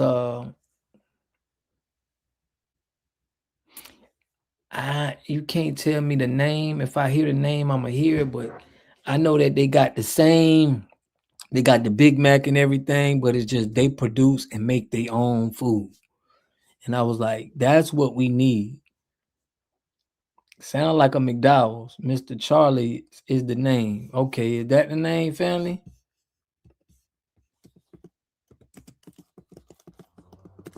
I don't know, but I was like, bro, I gotta hit that. There you go. That is it, fam. Mr. Charlie's. Mm-hmm. Mr. Charlie. Shout out to AOG. That's it, fam.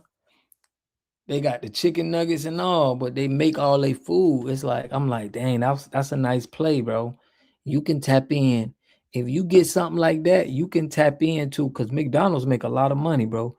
You could tap into a lot of money with that McCharlie's. I'm telling you. I have chickens. I want to milk 2 cows and a bull.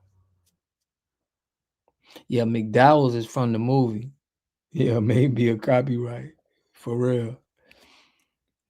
What B1 said. B1 said, but they let these Mexicans walk around with them food carts. Yeah. True Products, black veteran owned, eco-friendly laundry detergent. I've been using it for years. Okay. That's crazy, bro. Cause I always wanted to get into that soap and cleaning product. For real. Just let us start at the fries. Ready to plant. Got my apple trees, plums, and fig. You know what? It's a blessing, Cassandra, when you can like grow food and you can. That's why I think the what do they call McCharlie's? They own to something. They can get all the McDonald business, bro. Shortstop. I would love to, you know what I'm saying? Make sure they pushing it. But we already got the sauce to really shortstop a lot of businesses that's pumping. And I think that's what we need to be on in 2026, y'all. We need to see what's working for our people. That's what this group is for. Our job is to look and see what's popping and the push the shortstop. We got to see what these big companies is eating off of us, and we got to push the shortstop so we in position. Because we're all in different cities, we all in different places. We just got to know what's popping, and let's push the shortstop in certain areas. And it's done. And man, we could be able to pull money up or, have a fund, market a fund that we're going to help put people businesses in certain areas. Like, I'm ready to make moves now, man. Our people are already doing it. They just a small business. They need our love. You feel me? Yeah, we did this before. Mm-hmm. And then we could tell all our people, hey, y'all don't go over there. Y'all need to make sure y'all supporting our people. We already got something set up for you. Don't let us catch you at McDonald's. Don't let us catch you at the corner store. Don't let us catch you at the Chinese restaurant. Everything is already there for us. You get what I'm saying? Then we good. Like, that's the best way to get into business right now. Is trying to knock off these big brand companies. You feel me? That's what I'm on right now. I'm shortstopping big brand companies. Just look up Mr. Charlie's 55 minutes away. We'll go. For real. Bruh, I seen what he did. I say, bro, I gotta go to Mr. Charlie's, bro. I support the shortstop. I'm with the shortstop, family. If any of y'all in a business or something, you trying to shortstop them people, I'm with you 100%, fam. Like, I want to support you. I want to make sure I want to market for you for free. I want to do a lot of things to get yours out. I want to get you in other locations so we can all shortstop. I'm really on this shortstopping stuff, right? For real. If we shot with us, we good. Others will follow. They gonna follow. You see what they did with They flew from China to go get some of that tendernism, bro. So it's like we have more value, bro, than them. We need to start shopping with, on a personal basis. We got to, on a personal basis now. I can't stand Cali. To me, Cali, me and my Minnesota be conquered. Yeah, I'm gonna probably go with a couple. I'm gonna probably go, have to go out there with the guys, man. You know, the Mexicans. I be seeing how they be jumping on people. You can't have no guns in California. See, in Florida here, we can have a gun. You can walk around with all kind of artillery. Cali, man. If we shot with us, we good. Others will follow. Yeah, y'all. So that's what we is on the, we looking for the shortstop. We looking for the shortstop and how we can put it in different areas, man. Cause we're way more profitable. Yup, our farmers market. ATL too.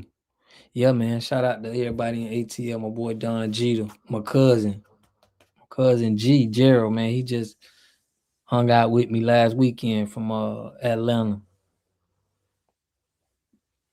Damn, there's a Mr. Charlie's in my town. It's in downtown area. Damn, that's wild. That's crazy. Yeah, we gotta support Mr. Charlie, man.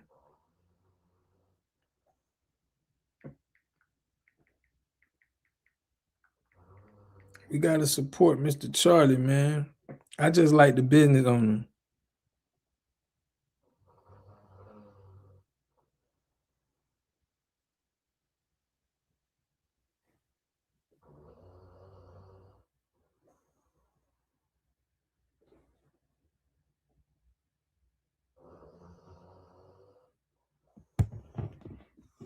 Yeah.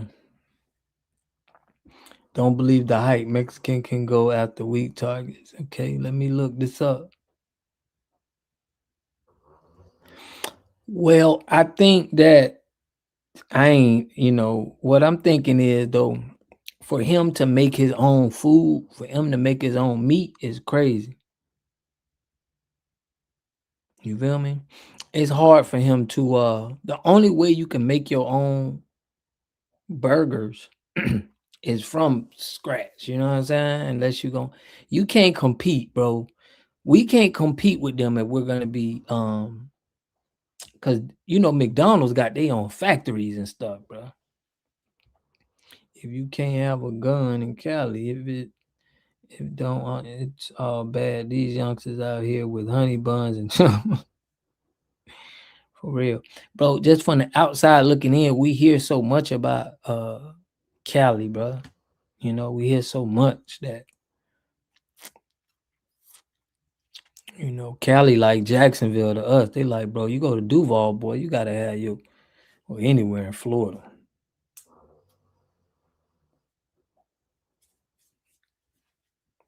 Shit, if you can't have a gun in Cali, if you don't, all these bad. Mr. Charlie is not black according to Google. Oh Lord. Or white/Asian. That's crazy. It was a black man reviewing it, bro. Saying it was black owned. I'm gonna pull up the little commercial. Y'all see why we gotta do checks. You feel me? Taylor McKinnon and Aaron Hinkston. It was a black man. A black man did he did a review on it. They had a black man, bro, talking about it. You know what I'm saying? And I'm like, dang. I'm gonna pull out that commercial, bro, for y'all. I seen it on, what is it called? McCharlie's. Watch this. I'll show y'all.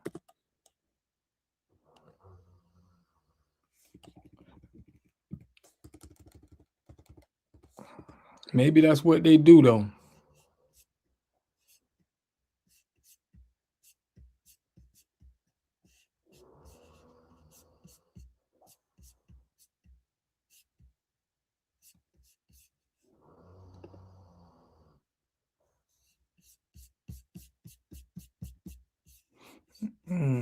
But yeah, it was a black dude out there. Mr. Charlie is not owned by black people.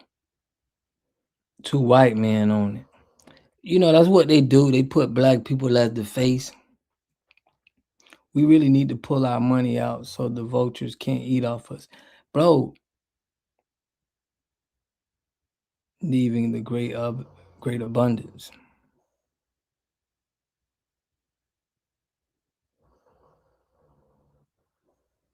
Yeah, they hired a black guy, y'all. That's what they be doing. That's why we got to look out, bro.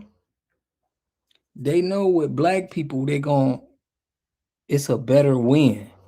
You know what I'm saying? Because once you get the black market, you're going to be able to get everybody.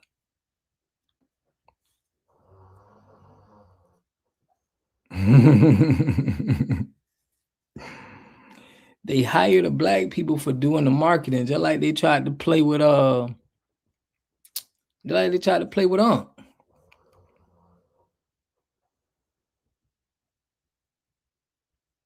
Y'all got, and you got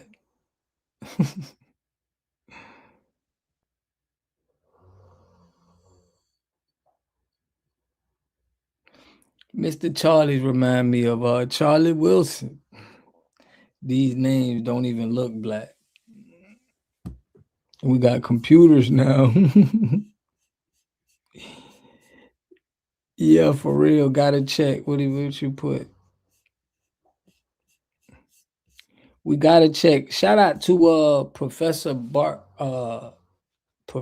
Brother Black Truth. It's a dude that's checking. It's checking all businesses and making sure that they black owned. We got computers now. Like Popeyes also use American Woman for their commercial. Yep, that's what they do, bro. They want us to be the influence.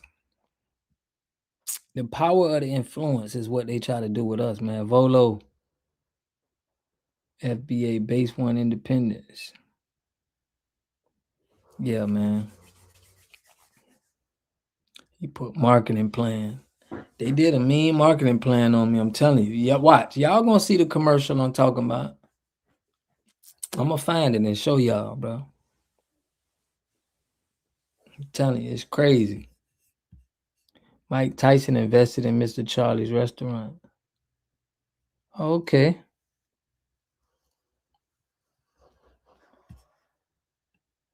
So he invested. So Mike Tyson got some.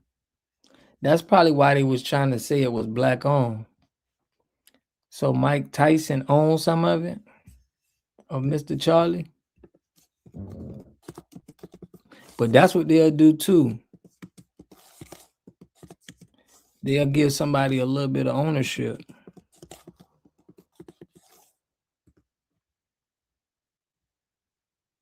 Yep, they do say, it says that Mike Tyson owns it.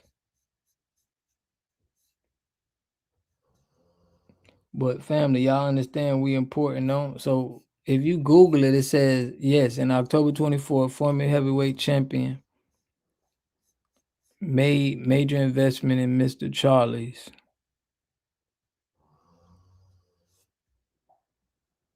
He made an investment in it.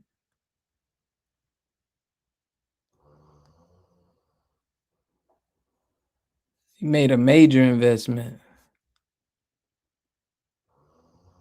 So they can act like they do have a black investment, not owner, right? So that's probably why they pushing it, you know what I'm saying?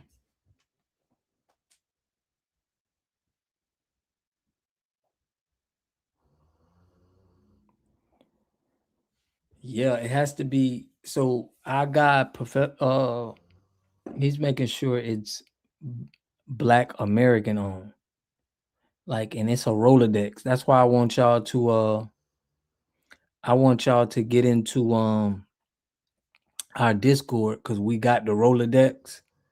It's a B1 Rolodex where people are certified. I got on there with my business, with my water business. But who includes people they hate, but the people those post to matter, $5 foot long. Yeah, same way everybody thought Ciroc was Diddy's brand. That's what I'm saying. We can't get caught up like that no more. You feel me? Same thing. That's how they pimp us. Tyson couldn't find an American with the restaurant idea, right? That's what I'm saying.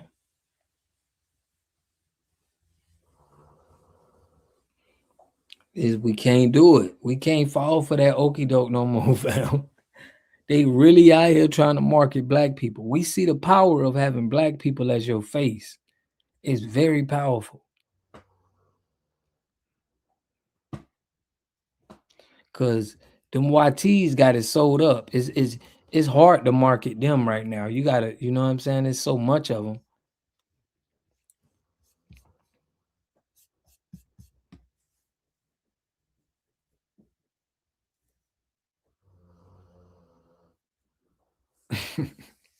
Harlem Shake Burger. Yeah, man. What I miss. Man, you just miss Cali. You out there in Cali too. So you know we just finding out stuff that ain't real black people. Right? He was getting paid, no diddy. I'm telling you. Tyson made a little investment. They use you for your face. To be honest, Mike Tyson being turned on us. He been rooting for the Mexicans. Yeah. He been sold us out, fam.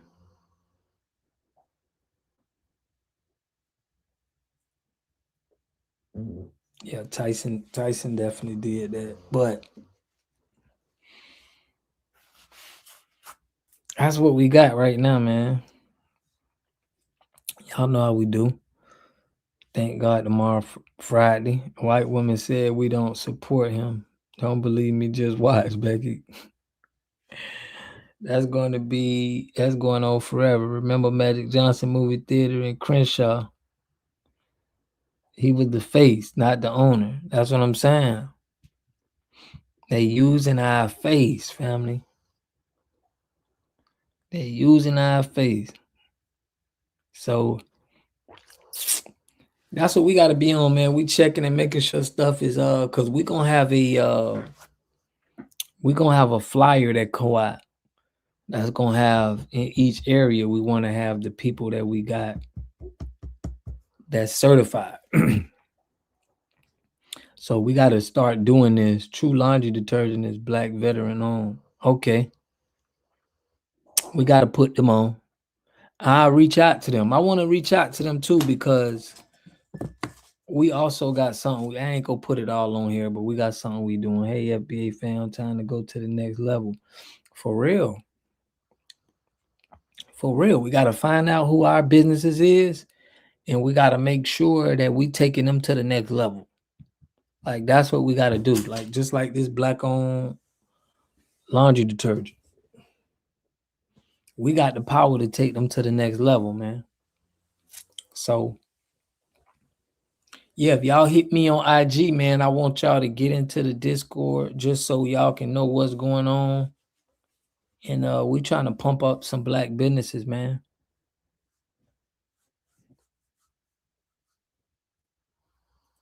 Hard to find online though, so that's what we want to do, man. We want to link with them, and we want to do business with our businesses, and we want to pump them up. You know what I'm saying? Yeah, it's like every month, y'all, every week, we need to find a new, business that we can pump up to our people. You know what I'm saying? So I appreciate y'all giving me that information because I'm finna look up that True Detergent.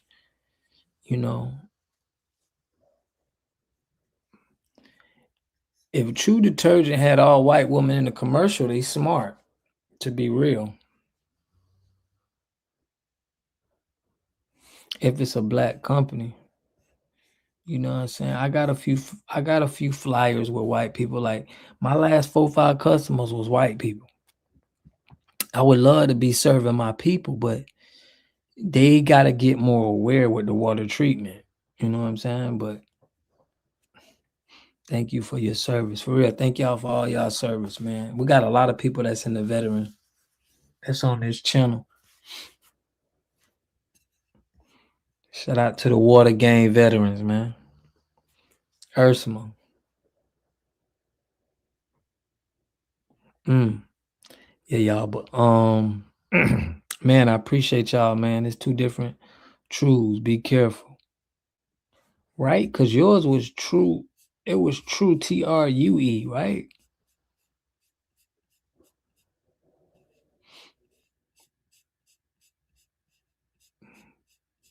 That's crazy. Why they would make their company. If it was another company that made their name close to theirs, bro, that ain't. I don't like that. Trying to make people get confused. It's true, correct, not true. Okay. Okay, true is what she found. All right. Nah. But that's crazy. It's too close. It's too close for me. It's too close, bro. It's too close. Somebody did that trying to steal that man's swag, bro. But we gonna get on it. We gonna get on it, fam. Yeah, I like the way we going with this, y'all. You know what I'm saying? I love y'all energy toward this stuff, bro. Y'all ain't playing. We ain't letting nobody we ain't letting nobody off the hook. We checking paperwork and background. That's what they do. They try to use our face, or they would just try to throw another company that sound like ours. We seeing the game, but we too strong right now. It ain't no way they gonna win. Ain't no way they gonna win, fam. You should have used that. True purple and green label is black on. I just googled it. Right. I wanna rock with them, man. I ain't gonna lie. I wanna rock with them. I wanna reach out to them. So any black businesses that y'all know of, right? I want to reach out to them because I want to get them on our, we trying to do something. We trying to boost and help our people. So I appreciate that. Every time we go live, man, y'all salute. I got the true purple and green label. I'm gonna reach out to the company because I want to start reaching out to these black companies and seeing how we can help them out, how we can start networking together. So can you give us a link, please? Can't find it. Yeah, because we own this shopping with us. So I want to be able to help spread the word with products that our people got. Even if I'm trying to open up shop, if we're trying to open up shop in our areas, hey man, we'll sell your product, man. We just want to get you out there. We just want to, know what I'm saying? Let people know that we got that for us. So y'all can ship some to me. I'll be over here selling it with the water. Can you give us a link, please? It's True Products LLC. Yeah. So Sergeant King, bro, I appreciate that. I appreciate you bringing the True Products to me because I'm going to reach out to them. And I want us to know of that. Like know of when y'all know of companies that we need to be put into the forefront to our people, we need to be reaching out to them and seeing what we can do. You shipping out farm products? I have an urban farm, only urban farm in Bellot, Wisconsin. Oh, all right. Cool. We support our own. For real.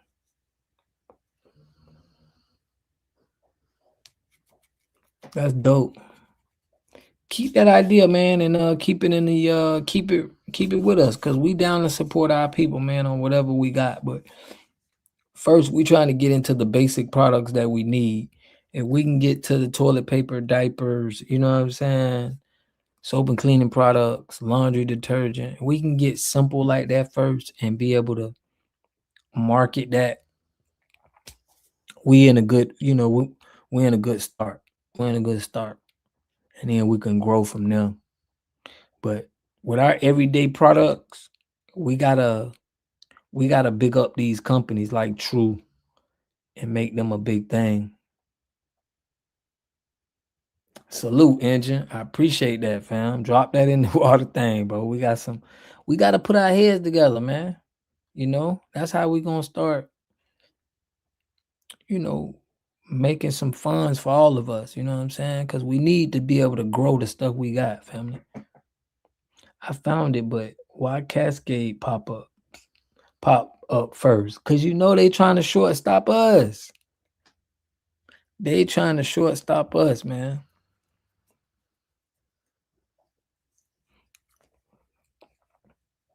There are American Negro paper towels, toilet paper business. Also, I forget the name. We got to get the names, y'all. Like, that's our job. That's why I want y'all to join the Discord. You're going to have to go to my Instagram to get it, and I can send it to you. Because we trying to do something with all our businesses and put them on the map. So now, you know, we can help them out. They can help us out. We're trying to like really do something big with our people. It's too much money. We got $2.1 trillion going out. That needs to only stick with us. And then we need to have us hiring us. You know, our people need to make sure we hire. And then after that, we good. We good, fam. That's what these other people are doing. We got to grow our own foods. Big fact.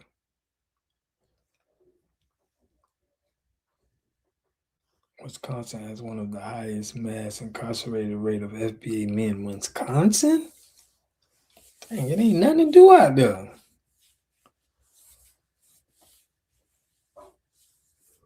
That's wow. I thought it would have been Florida.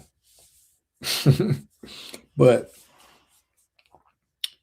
they play games when it's black business. For real. Definitely play games. That's a YT platform, Google. So, man, that's crazy. Wisconsin. But all right, fam. Wisconsin got black folks.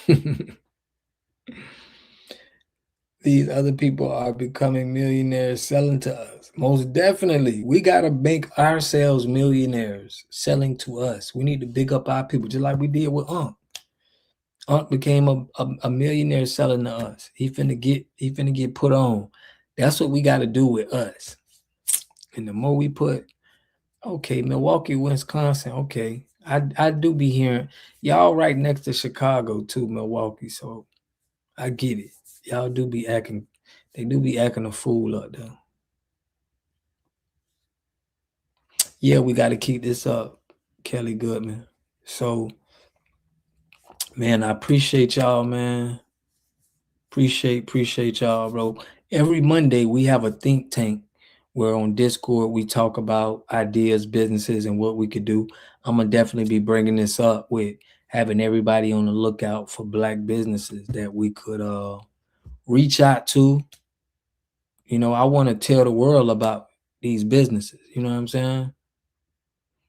Yeah, we need to get other channels involved. We already got a few. We got something set up. That's why if y'all join the Discord, we already got something in motion. You know what I'm saying? So I don't want to give out too much on this YouTube, but we got some things in motion where we're trying to blow up we're trying to blow up our businesses.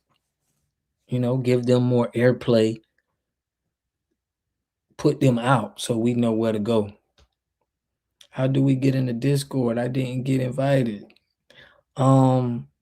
Pinky, just go to my bio and follow me on Instagram and say, hey, this Pinky, and I'm gonna send you the link. Cause our Discord is not for, you know, it's only for the solid ones. You know, we discuss very important information in there. Salute, Ursma, for real. So it ain't, you know what I'm saying? We got to make sure that we ever thought of restarting that green book. Yeah. That's something that need to go into the chat. Yeah, we definitely need to start that. Yeah, just go to my bio, get my Instagram, Pinky. We know you well. I just got to make sure I know the people and they solid, because I don't want nobody sabotaging our stuff that we're trying to do with our people, man. So I'm not just like blatantly give it out. It's private. It's private invitations only.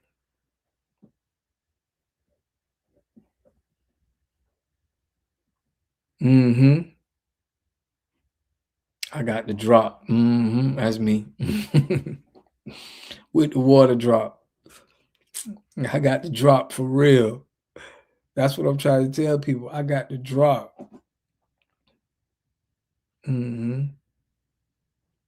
Yeah, so that's why we ain't just throwing it out there like that, y'all. But we definitely want to be private with it. But that's my channel, man, on the Discord. I got the drop. That's what we're trying to give our family. We're trying to give everybody the drop, right? So, man, I love and appreciate y'all. Y'all know what we do, man. Is Operation Blackout, Shortstop. Make sure we go out our way to spend with us. You know what I'm saying? And anybody that you know doing their thing and they selling to us, y'all shout me out. You know, holla at them. I will reach out to them. I'm on the thing of trying to reach out to our businesses and trying to get them there, man. Trying to push them out, just like we doing. So we need it. You know what I'm saying? We definitely need it. We don't need nobody working for. We don't need nobody doing nothing but making our companies and our things bigger. Rocking with us. Great podcast. Salute. Shout out to you, Sergeant King. Appreciate y'all, man. Yeah, fam. We love y'all. We love y'all. We love y'all, man. We're gonna spend money with our people. Salute to the water gang. Y'all know how we do. Good night, Tania. Everybody in the chat. We back at it tomorrow. Call dog. Always holding it down. Right hand man. Everybody who gonna watch the replay, man. We love and appreciate y'all. A lot of people y'all be watching the replay, man. So I appreciate everybody who watching the replay. They know they can't catch us live, but y'all be going in on the replays. I ain't gonna lie. I really be going in, but good night, everybody, man. We're gonna be live tomorrow. We're gonna have another good one tomorrow, man. Peace and love. Y'all stay safe and stay loyal to the soil. Love.